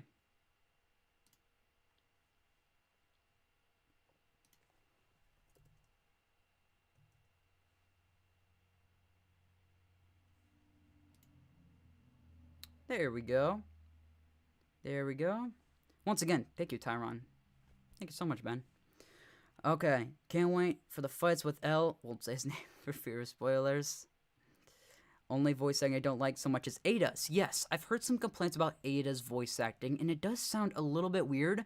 It doesn't sound amazing, to be honest, but apparently it's the voice actor that was from Resident Evil 2, so I'm hoping it ends up going well. We've only really heard her voice for like 2 seconds out of all of the trailers so far, so they're kind of keeping her in the background a little bit, which is a little surprising seeing her role in the original story, but I don't know. We'll see how it goes. She didn't play a huge role in the original story, but I just think she probably should play a bigger part in the trailers as being one of the main supporting characters. But hey, we got more footage of the merchant more than Ada, so whatever. The merchant's pretty cool. Gotta love it, gotta love it. For remake gameplay. So there were some other things too. Some B-roll stuff, which looks pretty cool. This got handed out to some content creators. So this is kind of a lot of the areas that are kind of new or expanded upon for sure, because I sure as hell don't remember this. Gotta love the roundhouse kick. Does not get old.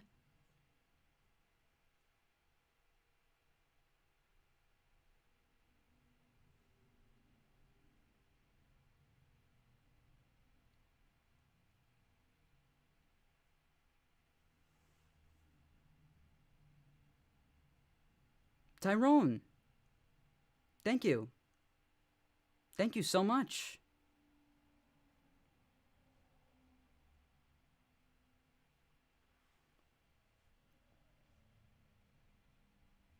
Let someone else join.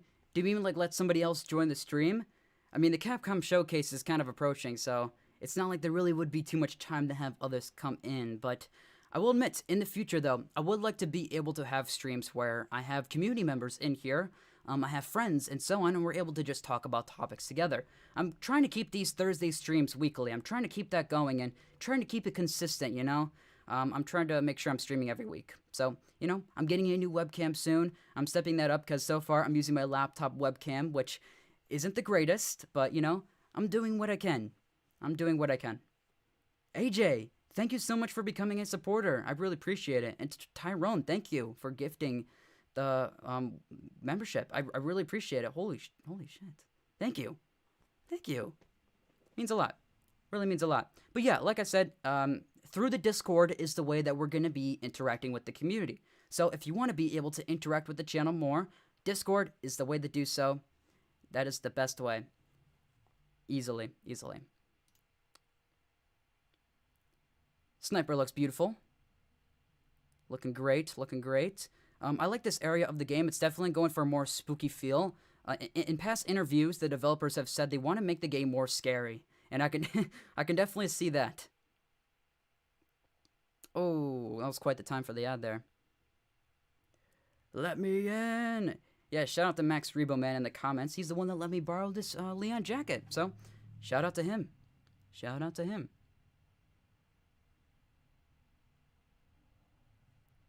Lots of gore, looking pretty brutal. Oh man, you're just able to... Okay. I love the parry stuff. I think that definitely adds more to the combat. I like it.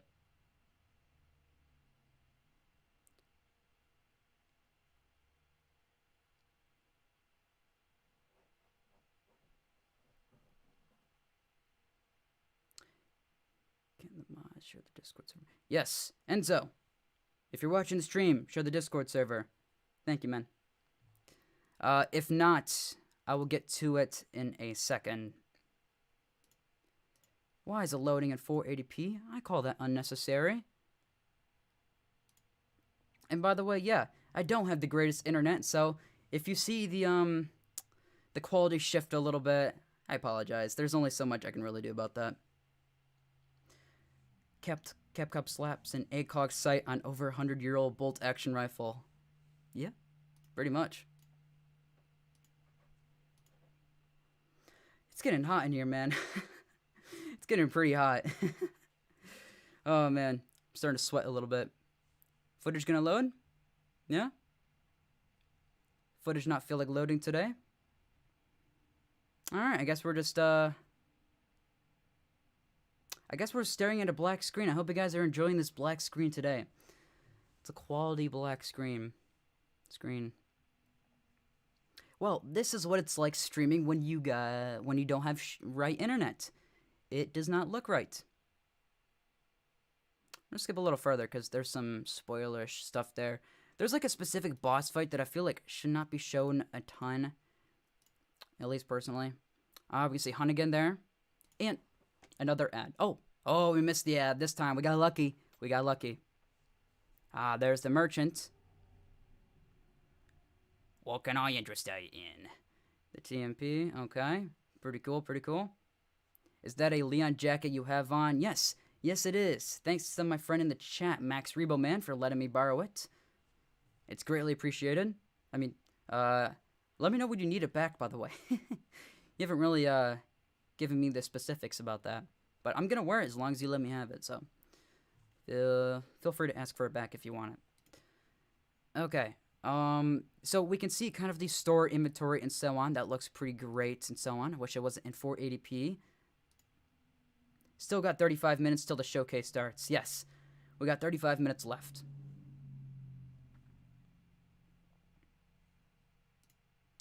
I love what they've done with the new tune-up screen. Everything here just looks awesome.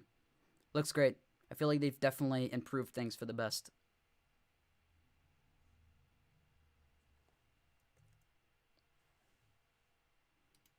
Gotta love the friendly banter. Oh, some area at the castle now. Here, let's see if YouTube's gonna allow me to turn up the quality.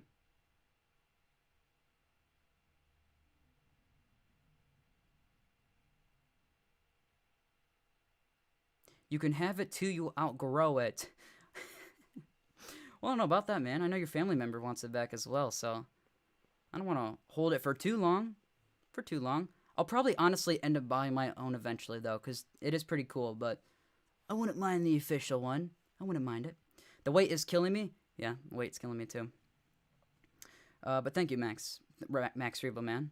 Really appreciate it. Don't know if you want people knowing your real name. What's your favorite Resident Evil creature? Oh, man, oh, man, oh, man. It depends. Oh, man. I can think so far back to Dark Side Chronicles, the Resident Evil Wii game, for those that don't know. There's so many Resident Evil monsters. But honestly, I think I'm going to go with Mr. X. The first time I fought him in Resident Evil 2 Remake, running from him inside of the police station, it made some memories. I love it. So, hopefully they find something new cool like it. Because, you know, with Nemesis and Resident Evil 3, I feel like was kind of a step back from Mr. X in some ways. You'll be too big for it soon? Okay. It does not fit as nicely as I would like it. Like, you can see my shirt's already coming up, so it's not perfect. But yeah. I'll definitely outgrow it kind of soon. So, kind of soon. The Resident Evil engine is truly amazing, in my honest opinion. Yes, the Resident Evil engine is amazing. I can't wait to see what games they're making that have the engine in the future, because I think it's one of the most graphically impressive engines out there. At least in my eyes. Right now. Got some gameplay of the castle here, with Leon walking around. Some more B-roll stuff, which looks pretty cool. Showing the atmosphere, kind of how they decided to make it more creepy. I like it.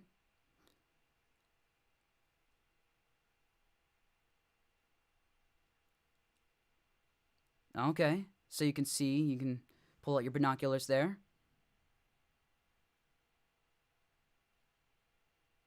I haven't seen this before, actually. This is a new part of the B-roll that I haven't seen, so you're kind of getting a real live reaction from Leon himself. I'm kidding. I can't wait to play the remake knife only. Yes. 100%. That's gonna be insane. But I honestly hope there's gonna be so many cool mods, so many cool things, and we have another example of the stealth mode, which is new in Resident Evil 4 Remake. That is pretty awesome.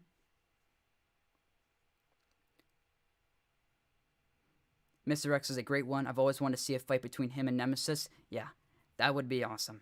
That would be cool.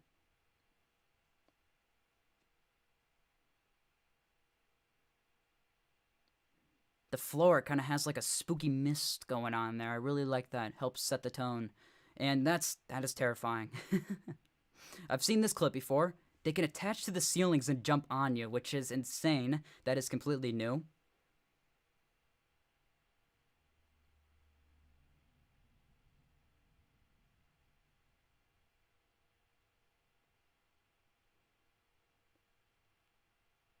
Damn it. I knew it was coming. I knew it was coming up. I think that's what's creepier. In Nemesis, can run. Mr. X doesn't, which makes it more intense fighting Nemesis, though in an enclosed area. Mr. X is definitely creepier. Yeah, yeah. I found Nemesis events to be more scripted, and so I found Mr. X to be, um, just a little bit. Mr. X was more interesting because he can be coming down a hallway at you at any point. He can be coming from behind you. He can be coming from the floor under you. You never really know where he is sometimes in the entire police station, and I think that led to a lot of more unique random encounters. Compared to what you got in Resident Evil 3, which was completely scripted. You know, he would bust through the walls at all the exact same moments, and it just didn't really hold up the same, at least to me. Are you looking forward to more news on Exo Primal? Not really. I'd rather get a Dino Crisis remake or a Dino Crisis game. Even though I've never played those games, I just know they're kind of more survival horror dinosaur games. So imagine like a survival horror Jurassic Park. Like, that sounds awesome. But that's not what Exoprimal is, that's for sure.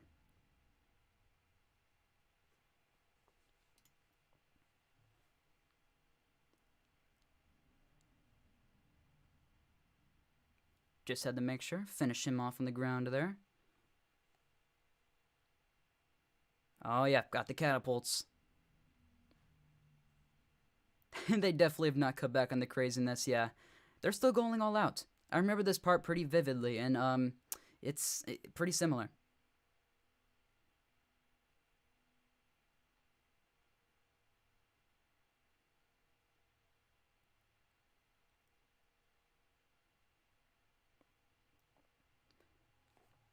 Let's go back a bit. I guess this is their idea of a warm welcome. Yep, Leon still has the quirky old lines like the original. I'm glad they're still trying to find a balance between like the goofiness of the original and the campiness, but also like the more seriousness and survival horror tone they're going through with the new one, you know. Now, yeah, blow things up. Trying to steal your girl, don't let him. There you go, cool. I like all the new finisher animations. You know, the more ways you have to fight these, fight the enemies is cool.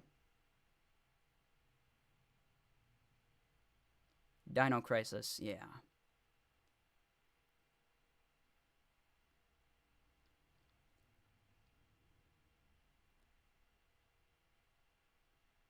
Okay, and I have seen this before. You're actually able to use these things to make progress in the story, which is pretty cool. I always like that, like interacting with the environment and stuff. Gotta love it. See Leon running around the castle a bit more. Hell yeah, closer look at the roundhouse kick. Gotta love it. Oh, he peeked up out of nowhere. Okay. Another look at the finisher animations. Cool, cool, cool. Okay. Okay, they're just kind of running at Ashley there. Oh, he kind of waited. Okay, okay. That's respectable of him. He had to wait for his friend to die first before he went in to attack Leon. Respectable. Gotta respect that. And we can see Leon can control this thing. That's awesome.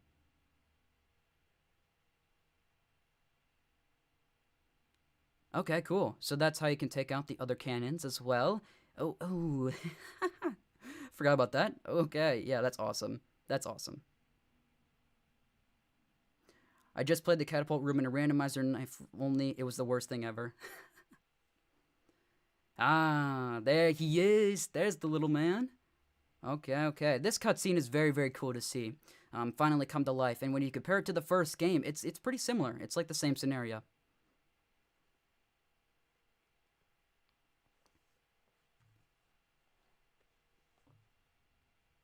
Fat chance. Like I said, Leon's still pretty quirky. Pretty quirky.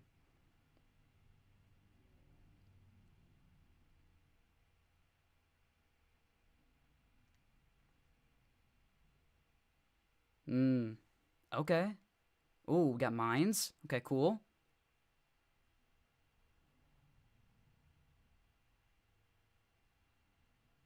Ooh, that's brutal.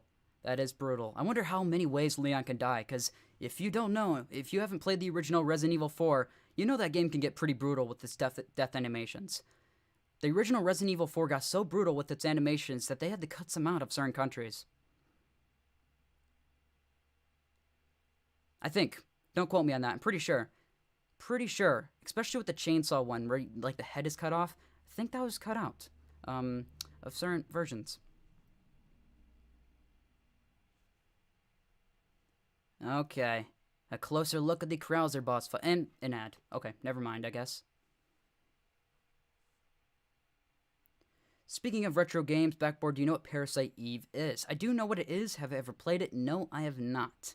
I have not. Okay, this moment's awesome to see finally come to life once again with updated mechanics. Pretty cool. I've listened to this before, and they actually referenced Darkside Chronicles, which is the Wii game for Resident Evil back in the day. During that, you got to see Krauser and Leon go through a different section of the story that you never really got to see in Resident Evil 4, as it takes place all before it. So it's cool to kind of see that be referenced, and I wonder if they're going to expand upon that a little bit more. The light gun games for Wii never really were brought into the story very much, with one of them just being kind of a remake of the story in certain ways. But this one is cool. I like that we actually get to see some story beats come back. I never really liked Darkside Chronicles as a Wii game. I actually liked the other one more. But it was still good for what it is, and I'm glad to see it's referenced, and they're just not forgetting that lore. And yeah, that is that new gameplay. So that looks sick. That looks awesome. I want to see a comparison. That's what I want to see. Oh, okay. Okay. Let's see what's up.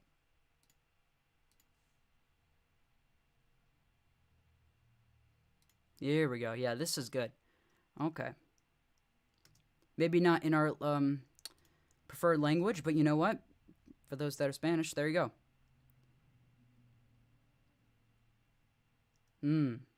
Okay. Oh, there you go. It's in English. The entrance to the castle will be different in the remake. Okay, cool. Welcome back. Where do you think Capcom will go after Resident Evil 4 Remake? Honestly, I think they're probably going to do Resident Evil 9 next. I think Resident Evil 9 comes next after RE4 Remake. I know a lot of people want Code Veronica or RE1 Remake again, but I don't think they're going to do that. Or Resident Evil 0 Remake, definitely not. So I think after RE4 Remake, they're probably going to do Resident Evil 9, not another remake, not no Code Veronica, but we'll wait and see. I just think Resident Evil 9 is kind of the next big project, because we've gotten a lot of remakes. We've sure gotten a lot of remakes, for sure. I love the way they switched these things up. They made these things 10 times more terrifying. Love it. Allowing it to swing on the roof and fly at you adds so much to it. I can't wait to see what they can do.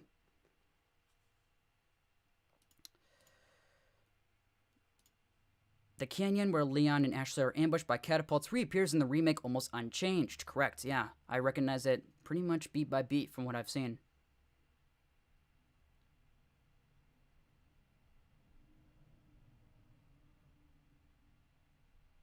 Yep, gotta love the parry mechanic. I think that's gonna be nice. Instead of getting attacked out of nowhere by some random bullshit arrow, you'll be able to go from across the map. There you go. Can't hit me now. Yeah, this looks great. I feel like they really upped the colors a little bit, so there's a little bit more saturation in there. More orange, more blue. In the original, it's kind of more gray, which is fine. It just has that color aesthetic to it. You know, it just kind of depends what art style you prefer.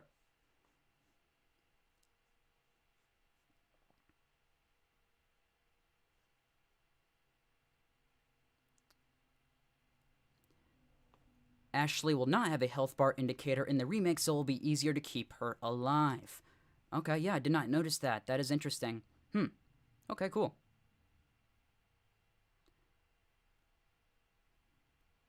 Yeah, you can see the original's almost more green compared to the remake, which took on a more blue color tone.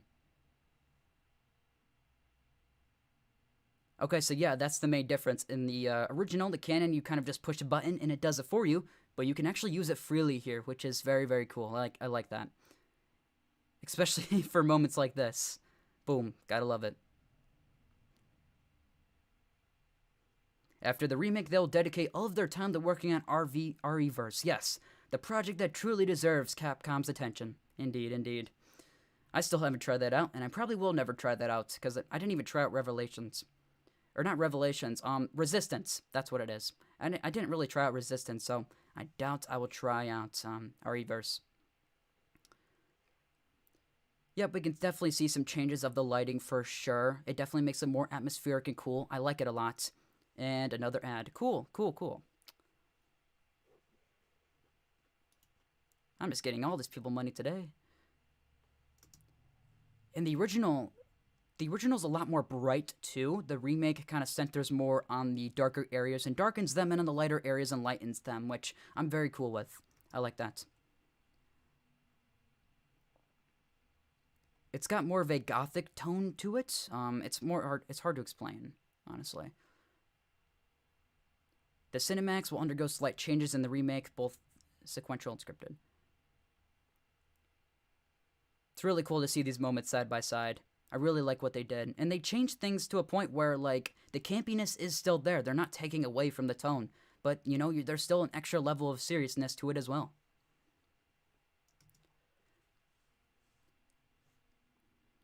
We will see different outcomes of certain sequences better contextualized as here.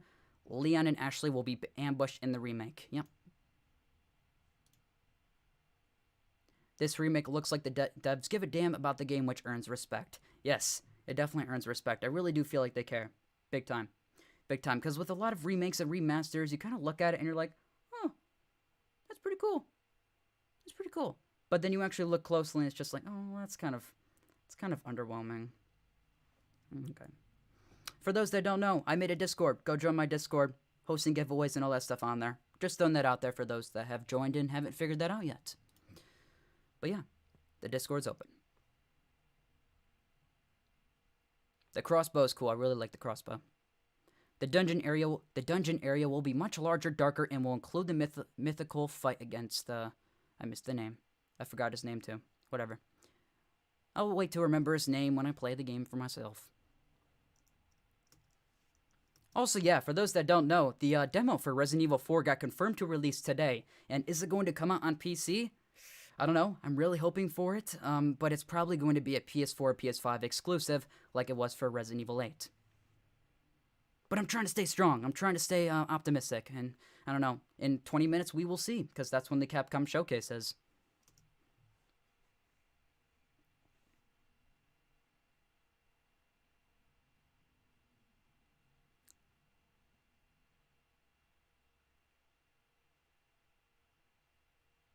That's awesome. I love the evade thing. That's very, very cool. I know a lot of people are disappointed that they took out a lot of the QuickTime events, but the little things they do have like that there do help the flow of the combat and allow for you to mess up and definitely see your consequences. The Capcom stream changed to some people talking, and one of the people there has your exact jacket.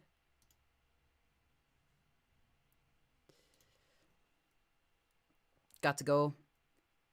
All right, thanks for joining by, Shadow. I really, really appreciate it. Thank you so much. Did you play Days Gone? No, I did not play Days Gone. I did not. I did not, but I will. I will eventually.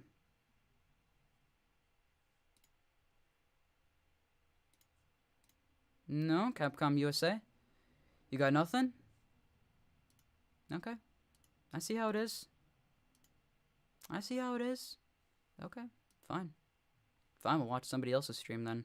Go back to IGN.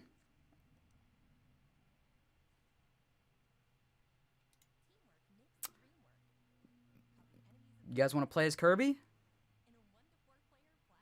We need a Kirby Battle Royale. That's what we truly need.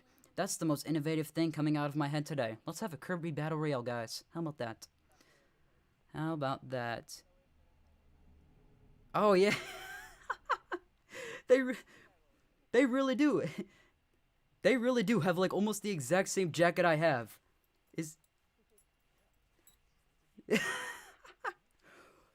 Holy cow.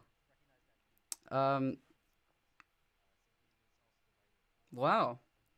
I recognize Fear Hunter. It's good to see her here in the stream. But yeah, the lady over there has the exact same jacket I do. That is kind of hilarious. I got a twin. Twin from another mother. and another gender.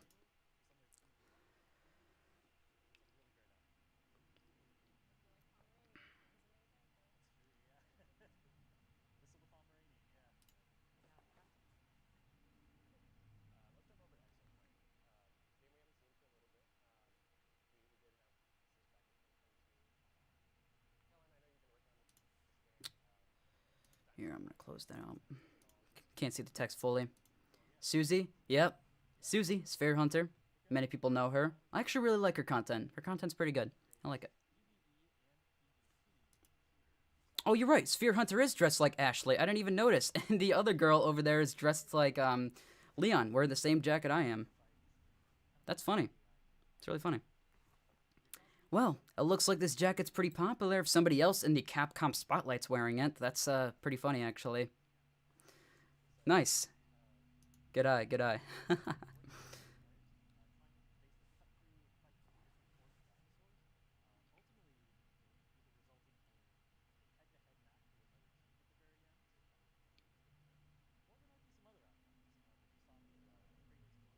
I'm kind of okay with the quick time events leaving the game and being less cinematic and more focused on the actual gameplay.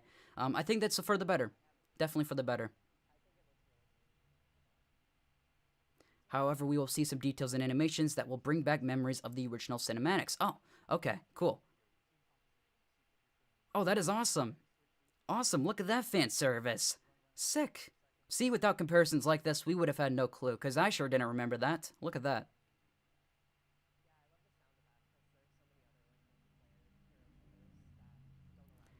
Another level that has been expanded. You never said you fought before? Hmm? What? Rephrase what you mean. I'm a little confused by what you said. Mr. Enzo. Another level that's been expanded is the cave area after the fight with the lake monster. Okay, interesting. I'm always looking for new areas to get expanded as long as too much isn't cut out to make room. I kind of like the new Hunt Again comms. I think that's pretty cool how they do it, to be honest.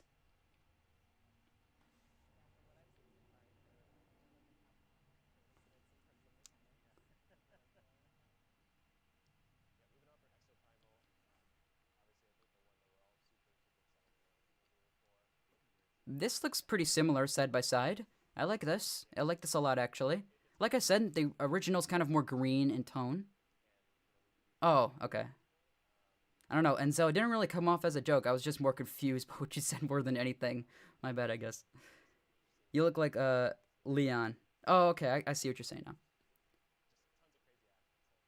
Awesome, I love the stunt animations. Looks sick, I love it.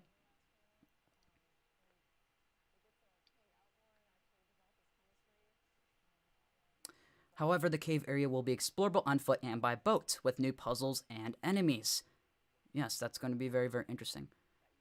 So we've heard about it kind of before that they're really not cutting too much out, but they're more just expanding a lot of the areas, which, if you've played the original Resident Evil 4, you know that game's pretty long, so it's kind of surprising. But honestly, does this have a chance to be the best Resident Evil game again? Yes, it very much does.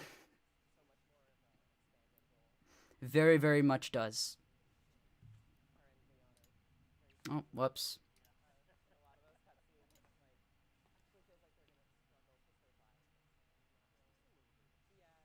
Got around 10 minutes until the Capcom showcase, ladies and gentlemen. Hell yeah. This area is pretty cool. I like what we're seeing here. A lot more brown.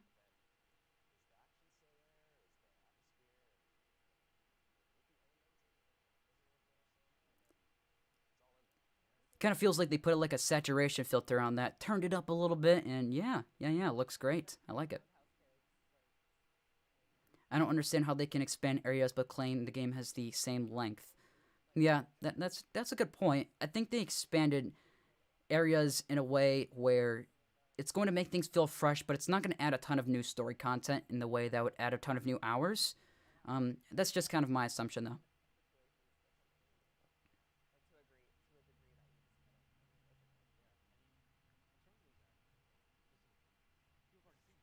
I'm gonna skip a little bit ahead. Oh, B-roll footage I didn't see before. Okay, gotta look at the puzzles that we'll be able to do. Interesting, interesting. Cool, got some of the cave area that we're exploring. Will you cover the new Silent Hill games and 2 remake when they start coming around? Yes, yes, I will. 100%. I played Silent Hill 2 for the first time around a couple months ago, and I loved it, actually. Some things were definitely outdated for certain, but it's a good time. It's definitely worth visiting in 2023. Cool, cool. I like that there's new open world aspects to Resident Evil 4. How you're able to just kind of go from places boat by boat. It was like that in the original a bit too, but here there's going to be more areas to explore. So there's more of a reason to drive around. I don't think the Silent Hill games are going to be good. Yeah, I'm a little concerned. I heard the team behind Silent Hill 2 remake, Bloober, who made the medium, didn't do so hot. So I'm really curious to see how it'll go. Hoping for the best. Cool. It's nice seeing the merchant side by side. I love that. And we also have the merchant menus. Very, very cool. I really like this comparison. Go check it out. Link in the description.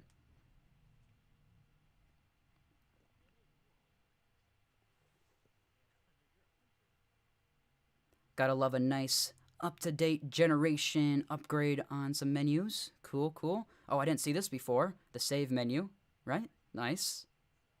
Oh no, that's the I can't tell because it's not in English. Oh, wait. I gotta see what Leon walked up to. I was missing it there. Oh. Oh, it's just a menu of the inventory. Okay. I was like, are we looking at like the save inventory or whatever? But no, it's just what we've seen already. All right. I think the medium was good to be honest. Just didn't care for the story. Okay.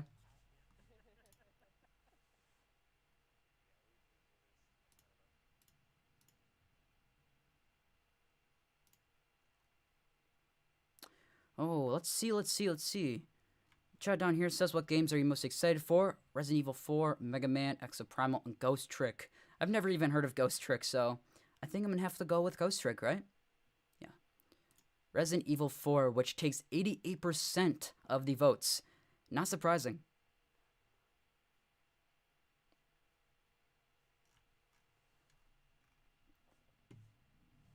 Soon, soon, soon. I paused it though, so if you're wondering why it's not counting down.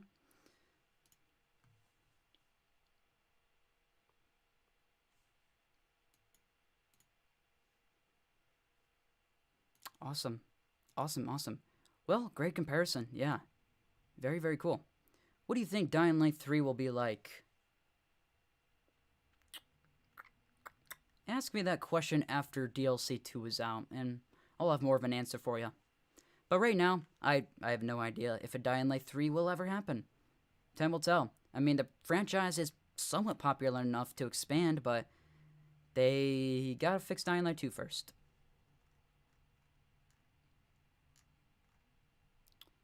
Okay, so they did one from a little while back too. Might as well take a look at that footage as well for the next 7 minutes before the showcase fully comes around.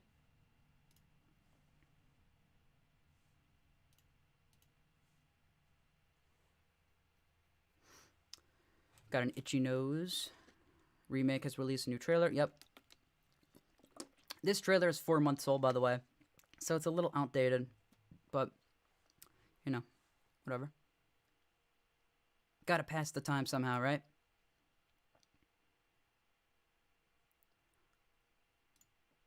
Yeah, they've definitely upped that creepy atmosphere.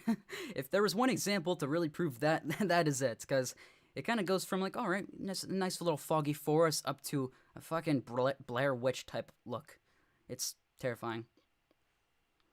Yeah, that is quite the difference. Holy cow. Okay.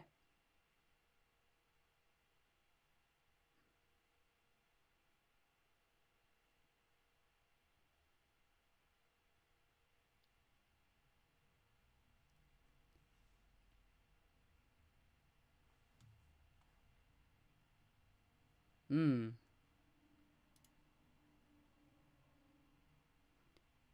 So yeah, in the remake, you go down into this basement and so on, which is one example of the other locations we'll be able to visit that's been newly added, and it leads to the Ganado fight, which ends up being a little bit differently in the remake.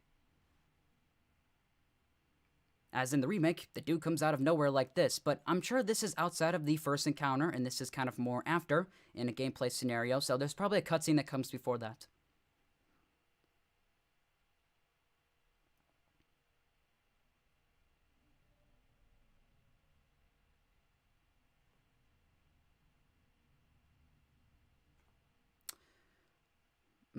Yep, on again, we'll have our own cinematics. Pretty cool. And again, we'll have the cinematics on screen. Sometimes they'll be morely focused. But yeah, that's kind of how it was in the original.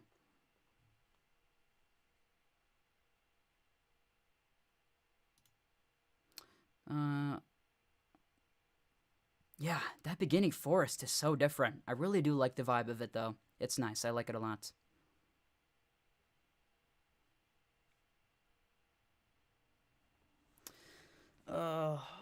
Gotta stretch. You know, when you're sitting in a chair for 2 hours, your body starts to hurt. Yeah. Body definitely starts to hurt.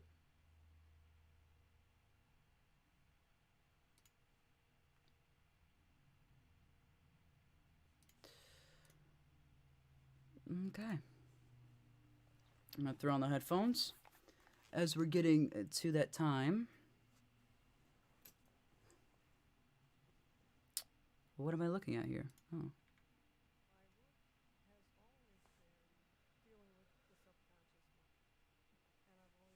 Okay, there we go.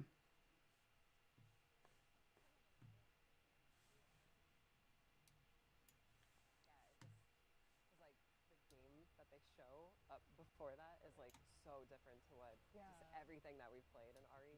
So it was like, that's RE? Like what? My favorite thing.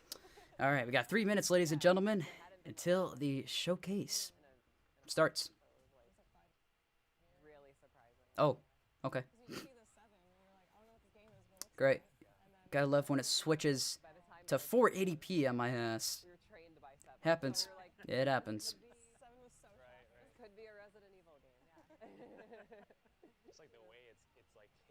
Let me know how the audio is, by the way. If I need to lower myself, if I need to lower their voice, you know.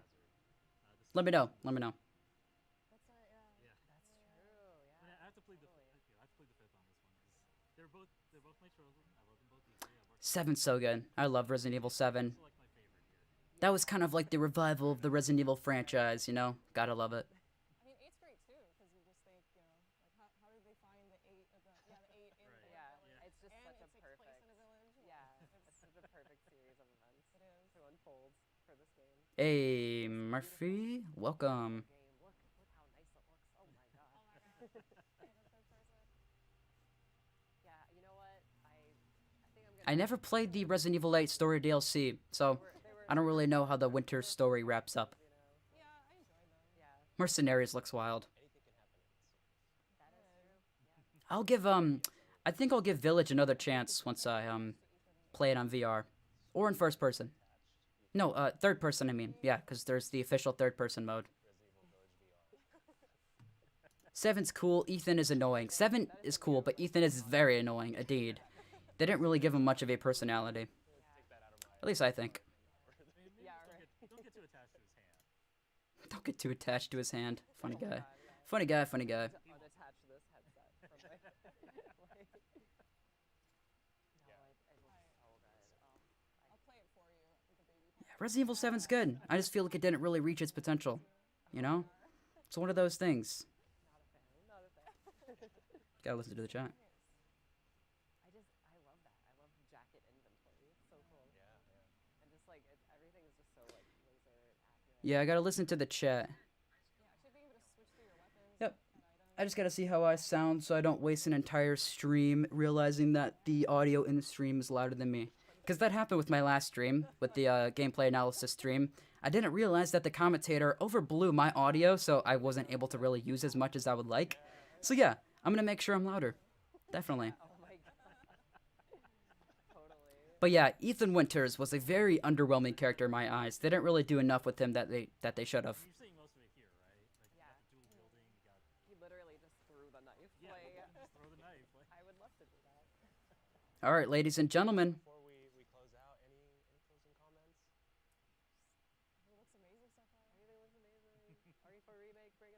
I'm hyped. Let's do it. Speak for both of us. Yes.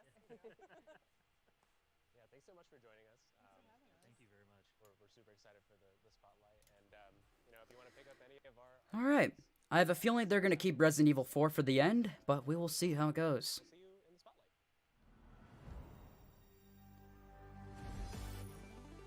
I have a good feeling they're gonna be saving Resident Evil 4 for the end, but hey, time will tell. Hello, everyone! Welcome to Capcom Spotlight, where we'll provide updates on our upcoming games. Stay Glad to be here. tuned and Glad to be here. latest on all of Capcom's Once again, gotta do an audio titles. check while you guys are listening. Without any further delay, here's the first game. No matter what, we're always connected. All 10 mainline games in the Mega Man It is time indeed. are coming to Nintendo Switch, PlayStation 4, and Steam. Mega Man Battle Network Legacy Collection launches April 14th, 2023. Lan and his NetNavi MegaMan.exe work together to solve countless cybercrimes in the real world as well as the Okay. online cyber world. Add battle chips to your chip folder to use in combat as you battle viruses on the net. Okay. Select multiple chips of the same type and code each turn to create powerful combinations. All right. Like I said, I feel like they're gonna be keeping Resident Evil 4 for the end, so keep that in mind. Routine, set, execute. Hello, everyone. It's Mr. Famous. Mr. Famous. Excited to share Okay. the latest Battle Network news with you all. First, check out this video. Yeah. It's gonna be a bit of a slog until we get to Resident Evil 4, I feel. I'm not really interested in Exoprimal either, but hey, we'll see how it goes. We'll see how it goes.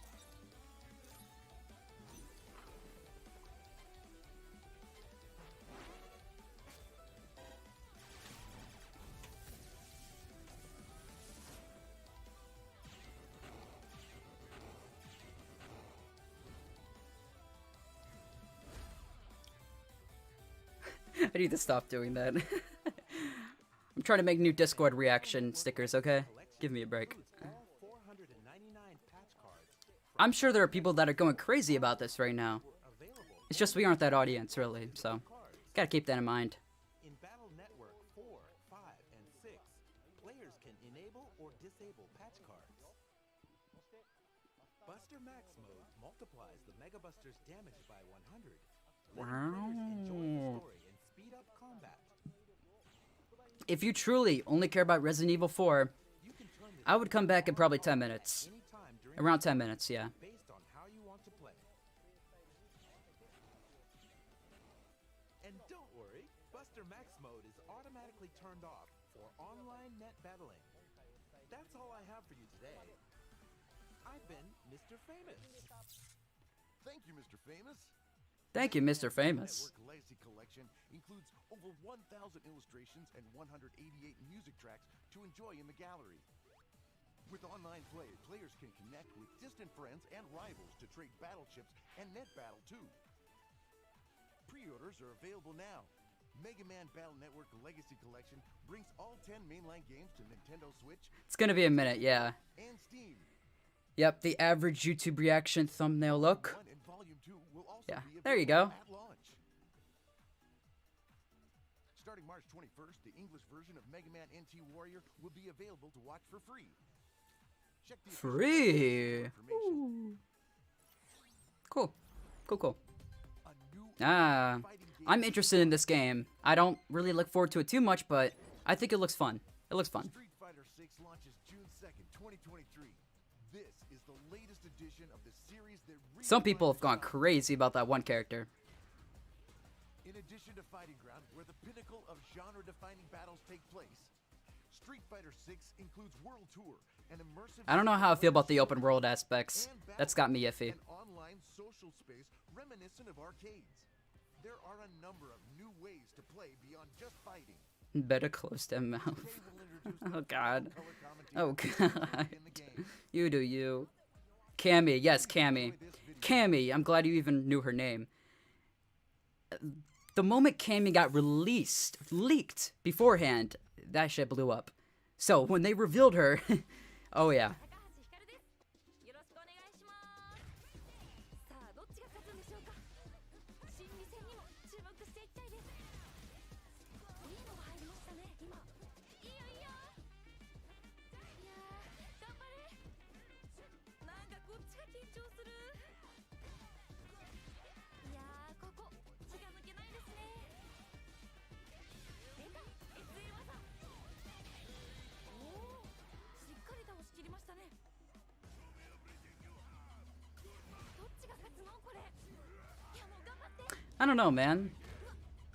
It's just more Street Fighter. I like the artsy aesthetic they're going for, but it's not really anything special to me. I'm not a big fighter person though either. The most experience in fighting games I have is Marvel vs. Capcom 2. And that's kind of it.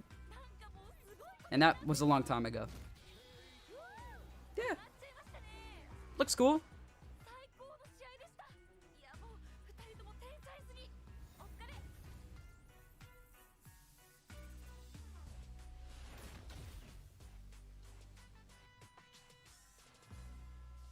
Alright. Cool. Gotcha. Okay. Japanese actress Hikaru Takahashi is joining the fray, bringing our lineup of play-by-play and color commentators Okay. to a total of 8. Real-time commentary There's Cammy. captures the in-game action and brings the competitive thrill and excitement straight to your home. Subtitles for real-time commentary will be supported in 13 languages. Turn on rally support and the commentators will cheer you on, creating a more personal experience.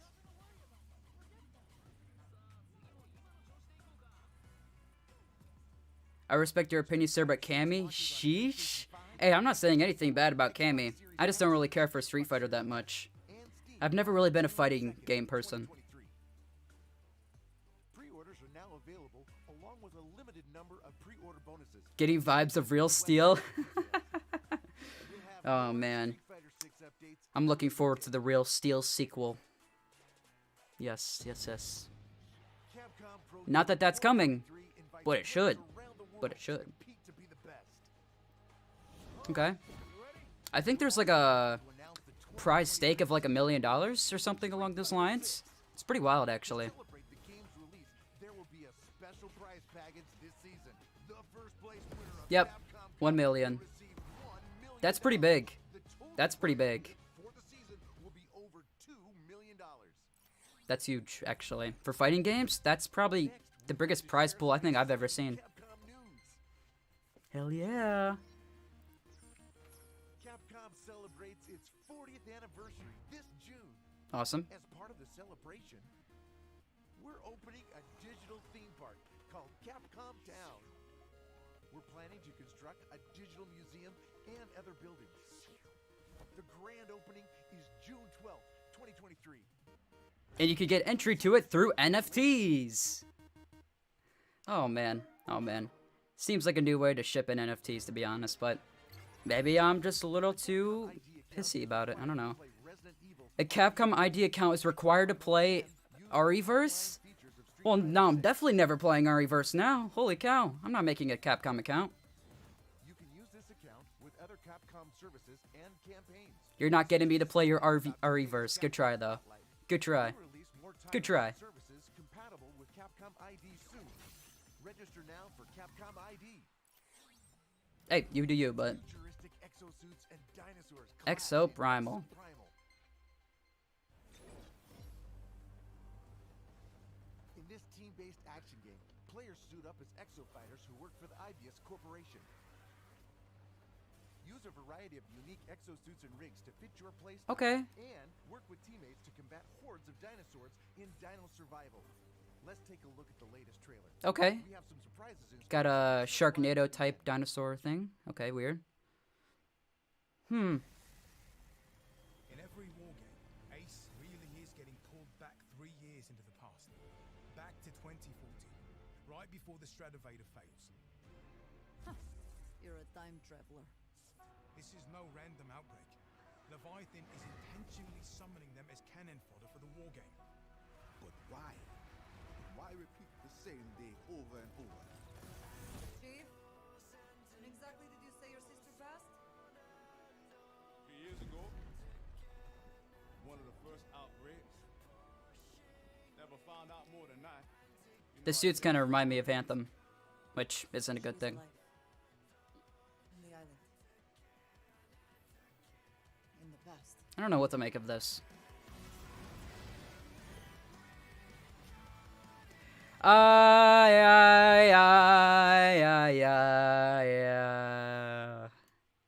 Yeah, I gotta take the audio away, fellas. You already know the deal. You already know the deal. I'm not getting demonetized, even though I've probably already played it for too long. But yeah, I'm gonna keep it on very briefly. This looks okay. It's not really my type of game, to be honest, but I think it's cool. I feel like they're trying to go for that class type shooter type thing that we've seen in other games, like Back 4 Blood and Redfall and so on. That's interesting. It just kind of seems like more of the same that we've seen before, and I don't really know if I care for... I don't know. It looks cool. It's just not really my thing. Alright. Not bad. Looks okay.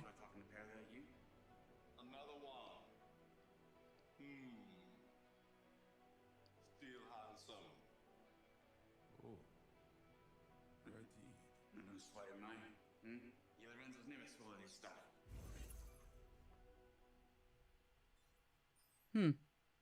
Okay. Another Exo Fighter recruit. Looks alright. Welcome to Ibius. Oh. Cool. Cool. Alright. Pretty neat.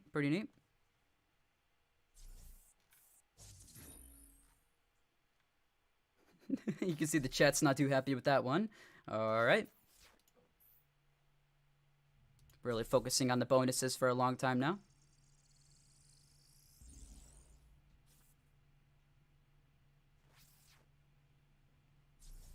Oh my god, how many... I get it. I mean, Game Pass is pretty neat. We had a lot of new info, including the release date. Looks okay. Let's go over it in detail. Yeah, I'd rather get a Dino Crisis remake. That seems more up my alley, to be honest. But they're trying to go for what's popular, and it's probably a shooter like this. In addition to the 8 exosuits we've previously introduced, the 2 new suits in today's trailer will also be playable in the open beta test. Experience the power of each exosuit for yourself as your team faces off against a wall of dinosaurs in Dino Survival. Battle ass? Yeah, it's probably going to be ass. Fill out a survey will also receive an Ibius metal charm that can be used in the full game. Please visit the official site for beta test timing, content, and bonus item info. Now I'd like to introduce the Survival Pass rewards. Oh, I thought we were going to jump right past this, but no, I think we're focusing on the fundamentals of this game. Players acquire experience points in the Okay. Survival Pass. Their Survival Pass level goes up, and they earn rewards separate from player and suit levels. What? The Survival Pass includes a free tier and a paid premium tier. So it's a battle pass. Purchasing the Yeah. premium tier unlocks access to special rewards. As Max Rebo's man said, it's a battle ass, actually. And 10 weapon skins. Here are some of the rewards. The deluxe edition includes the Survival Pass season. I'm really sad that every game has to have a battle pass these days. It's kind of sad. Exo Primal launches July 14th, 2023. It's like when you saw the Suicide Squad had a battle pass, that got hate. When you see these other games got battle passes, that got hate. I wonder what Exo Primal hate is gonna get for showing this off. Please see the official site for details on Because honestly, battle passes are cool and help people grind and have a reason to grind. But honestly, like, there's just so many of them in games these days that I just don't care to actually grind. I don't care to grind for the battle passes because they just all feel like the same. I don't know. Maybe that's just me. We look forward to seeing you in the open beta test. Game looks like the Avengers game. Yeah, kind of. It does not look great. Not great, not great. Not great to me. I feel like maybe some of you will like this idea, but... Of the dead to uncover the truth about your death. Yeah. I've never heard about this, so I don't know what we're watching. Ghost Trick, the classic mystery game from Ace Attorney creator Shu Takumi. From Ace Attorney creator, huh? The game will release on June 30th, 2023. One night in a dark corner of the city, a man named Sissel is shot and killed. He reawakens as a soul and realizes he's lost his memory and his life. Who was I? Who killed me? And why did I have to die? These are the mysteries he's trying to solve with the powers of the dead.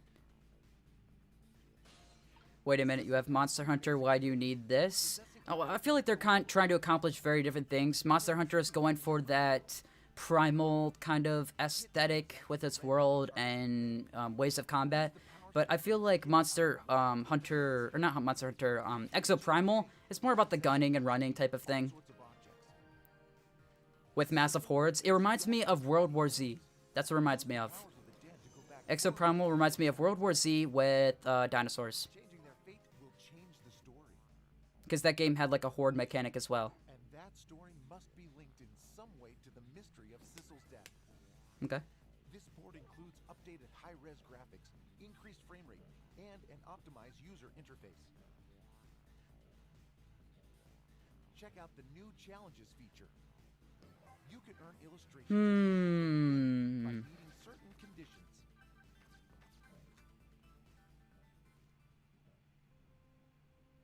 In addition, all 37 tracks from the game have newly... Yeah, the chat's not too happy.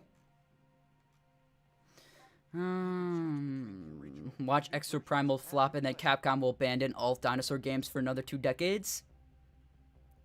Sounds like it's in their agenda. Hello everyone, I'm Shu Takumi, the writer and director of the original Ghost Trick game. We're thrilled to share the release date with you all. I'm incredibly excited to revisit Ghost Trick. We had Yasumasa Kitagawa from the Great Ace Attorney series handle the music. He did incredible work remastering the original songs to match. This looks bad in my opinion. We've also added I don't know. music from composer I like indie games. I like some indie games, I mean, but this just really isn't for me. I've said that about basically every other game shown, but yeah, this one just really isn't for me. all in a single night. Ghost Trick will be reborn in high resolution. I think Exoprimal wouldn't be so bad if they handled it better and made it a little bit more engaging and didn't have bootleg Regina character. Yeah, I definitely feel like they could make it more engaging. I just don't know how. Need to bring back Dead Rising? That would be a dream. That would be a dream. Man, imagine Dead Rising is announced to have a remake. That would be beautiful. That'd be beautiful. Truly. Truly beautiful. But it's not happening. Okay.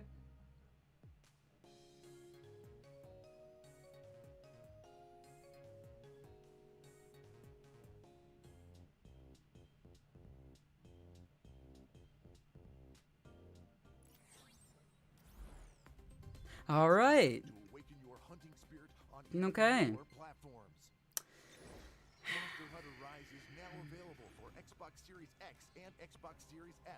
At least I know a lot of people will be happy about this. I know that for certain. I know that for certain. I played Monster Hunter World when it came out, and it was good. It was pretty good. I liked it.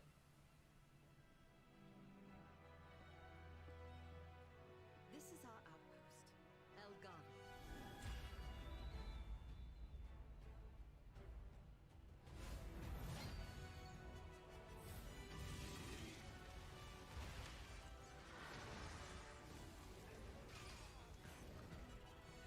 Oh, that's pretty cool. I like the designs, yeah. The designs are awesome. Oh, that's beautiful.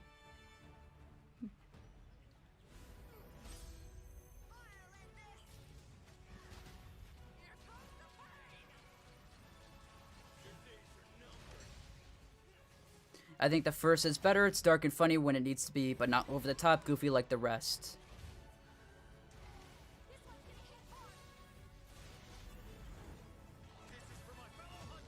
Yeah, I can understand that. Because 2 kind of went a bit insane with its tone, but I do have a soft spot for the off-the-record version of the game. I like it.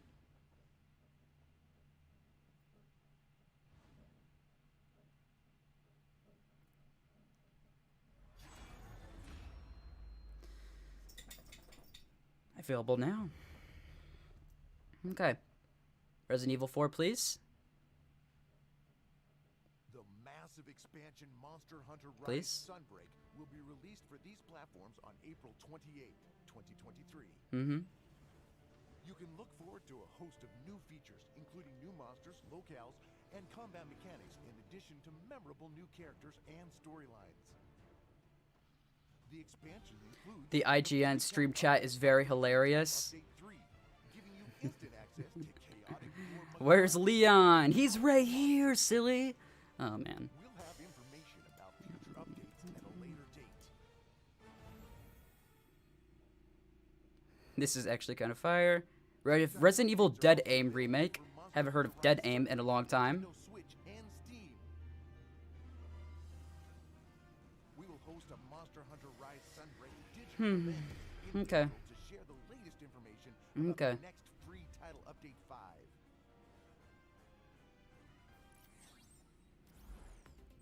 Moving on to All our right. topic. We Let's have do it. news about the Resident Evil series. Awesome. All right, let's jump in. That's what we're here for, baby. Okay. Hearing about the Netflix movie, I believe.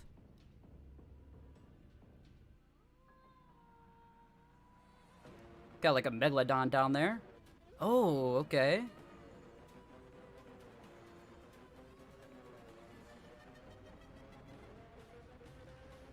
Okay. Bring back water creatures.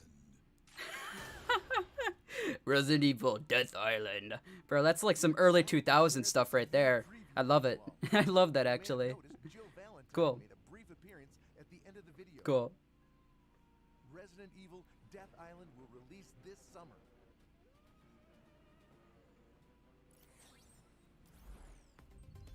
Survival is just the beginning. Resident Evil 4 launches soon.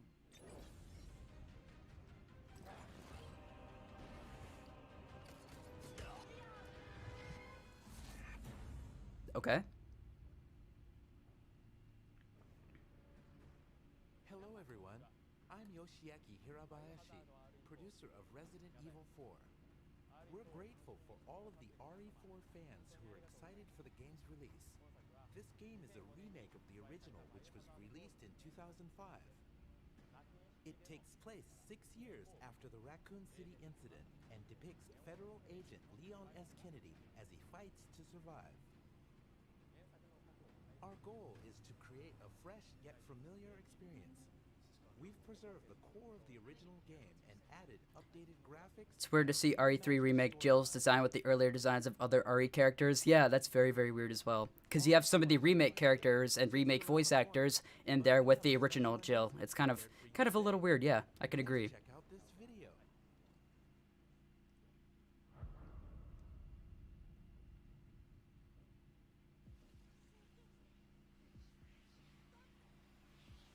Here we go. Hell yeah. That got leaked. So it looks like the demo is going to be in the village. No time limits. That's big.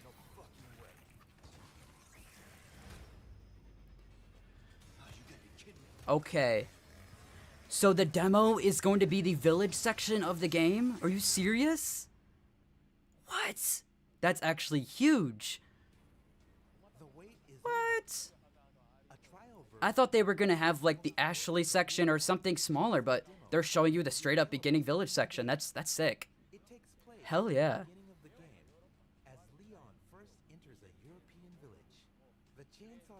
Yes, please be on PC. PC. PC. Yes! Let's go! Let's go, baby! Woo-hoo-hoo! Let's go. Alright. I don't need anything more. I don't need anything more. I'm good. I'm good. We can end this here, and I'm satisfied. Hell yeah. Let's go. Let's fucking go.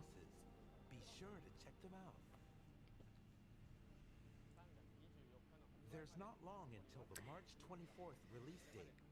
Please enjoy the trial version until then. Thank you for watching today. Thank you so much. Wow. Hell yes. Okay. According to Max Reboman in the chat, this is how the demo for the original RE4 worked as well. It was in the beginning section of the village. That's sick. That is sick. Finally, we have a message about the Capcom publisher sale. Nope. We're good. Actually, nope. Only because it's talking about Resident Evil. Resident Evil series, with the exception of the upcoming Resident Evil 4 and Monster Hunter Rise, are currently on... Alright, yep. Don't care. Wow. That looked fucking awesome. Okay. So, the demo is out. I am going to go download that right now and have so much fucking fun. I am so hyped. And I'm curious to see how it'll run on my system too, compared to like Resident Evil 2 and Village and all that. But that is sick. What do you guys think? What did you guys think of that? I know it wasn't a ton, but honestly, they're just more setting up the demo for everybody today. That was sick. Hell yeah. Hell yeah. You guys satisfied? I know we had to wait like an extra hour for it, but honestly, that was sick. That was cool. And I'm so glad it's on PC. So fucking glad. Oh my god, I'm so excited. I'm so excited, honestly. I mean, how am I not excited? I'm wearing a goddamn Leon jacket right now. Oh man. Good stuff. Good stuff. Yeah. Sick, man. I love it. Awesome. So they call it the Chainsaw Demo. I'm going to be playing this today. I'm refreshing Steam right now. Yep, Steam's probably going to crash. This is going to be fucking awesome. Capcom knows that mostly everyone only really cared about RE4. Yeah, and that is true. But they try to have like a whole showcase for the stuff, but everybody just wanted another Resident Evil showcase. That's truthfully what everybody really wanted. But that was sick. That was cool. I'm glad we got a little tease for the new Netflix thing right there as well. That was pretty sweet. Let's see if the RE4 demo breaks Steam like Sons of the Forest, which I still have to make a video on and play. Gotta play some folks in co-op with that as well. I still have yet to try it. I don't even know what's really in the game. But I bought it the day it came out. I've been busy. But yeah, I will try that soon. But after I play the Resident Evil 4 demo. Because we don't know how long the demo is going to be available to play. So play it while you still can. That's all I have to say about that. Alright. Alright.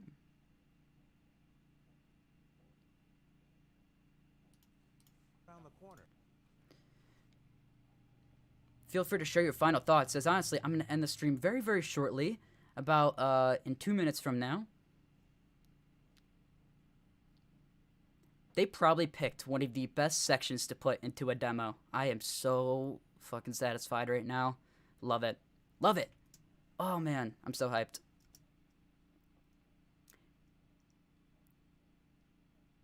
So, yes, you can 100% expect a video on this tomorrow, because I know what I'm going to be doing for the rest of today.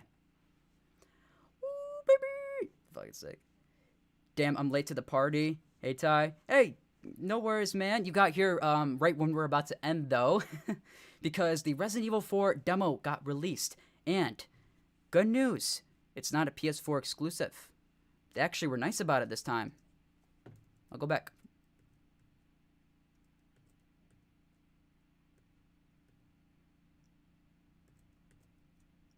Yes, the demo is going to be on PS4, PS5, Xbox Series X, Xbox Series S, and Steam.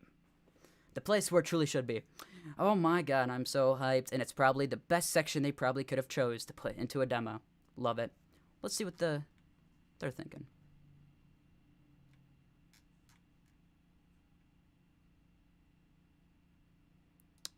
People are like, scam, no demo. That's funny as fuck. Okay. The demo's coming. The demo's coming.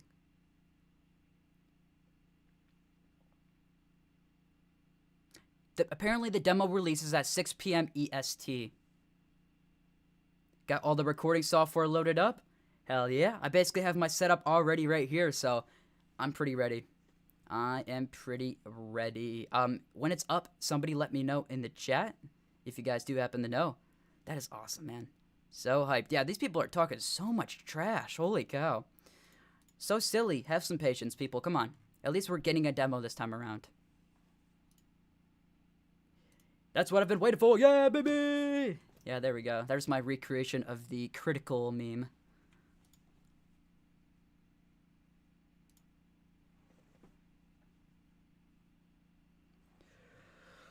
Woo! All right. We have won today. We have won. We have won. The demo is coming to PC, and now we get to play it, and it should be live now, because it's 6 p.m. They should add a tie skin for Leon. I don't even know what that would be. That would just be, like, changing up Leon's face, and... Yeah, I don't know. Oh, man, oh, man, oh, man. Well, that is that. The demo should be up on the PlayStation Store now. I guess I'll load up Steam and see. Sick, though. Seriously, sick. I was a little worried they weren't going to put the demo on PC and stick it to just PlayStation, but we won today. We won today. Big time.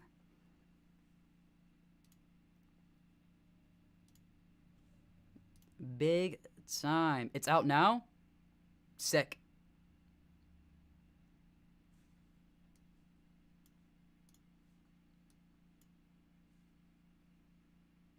Let us see for ourselves, why don't we?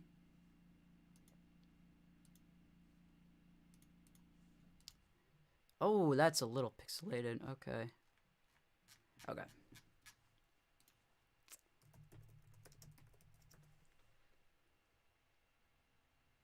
There it is. It's up. What kind of video will you be making for it? You'll have to wait and see. You have to wait and see. Oh man, the demo is up.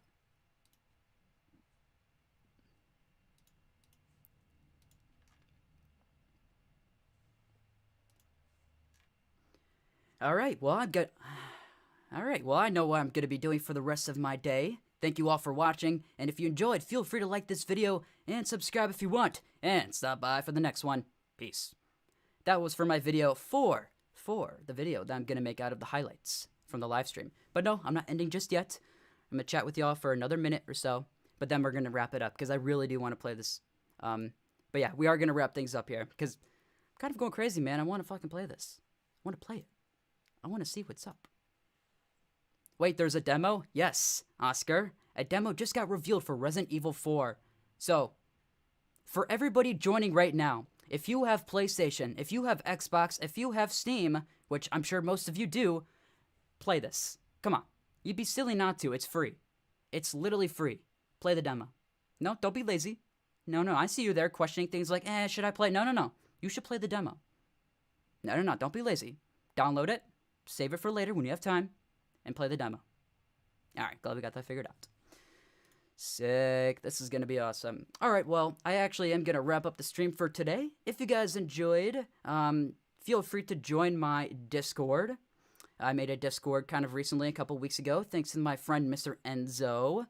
So yeah, feel free to go check that out. Bro, they took the best part to make a demo. I'm so hyped. Yeah, feel free to go check out my Discord if you haven't already. It's in the description down below. It would be greatly appreciated. And yeah, I have a Patreon as well. And yes, I am trying to look like Leon, for those that are maybe wondering. Yes, that is indeed what I am going for. Also, I'm copying a link to the Discord. I would post that here in a second.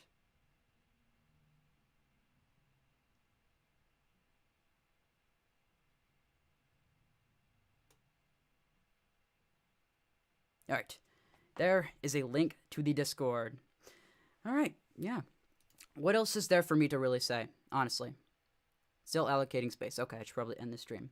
Anyways, though, feel free to join the Discord. And thank you all so much for watching. I appreciate the love and support. Thank you to all those who became new members today. I love you all.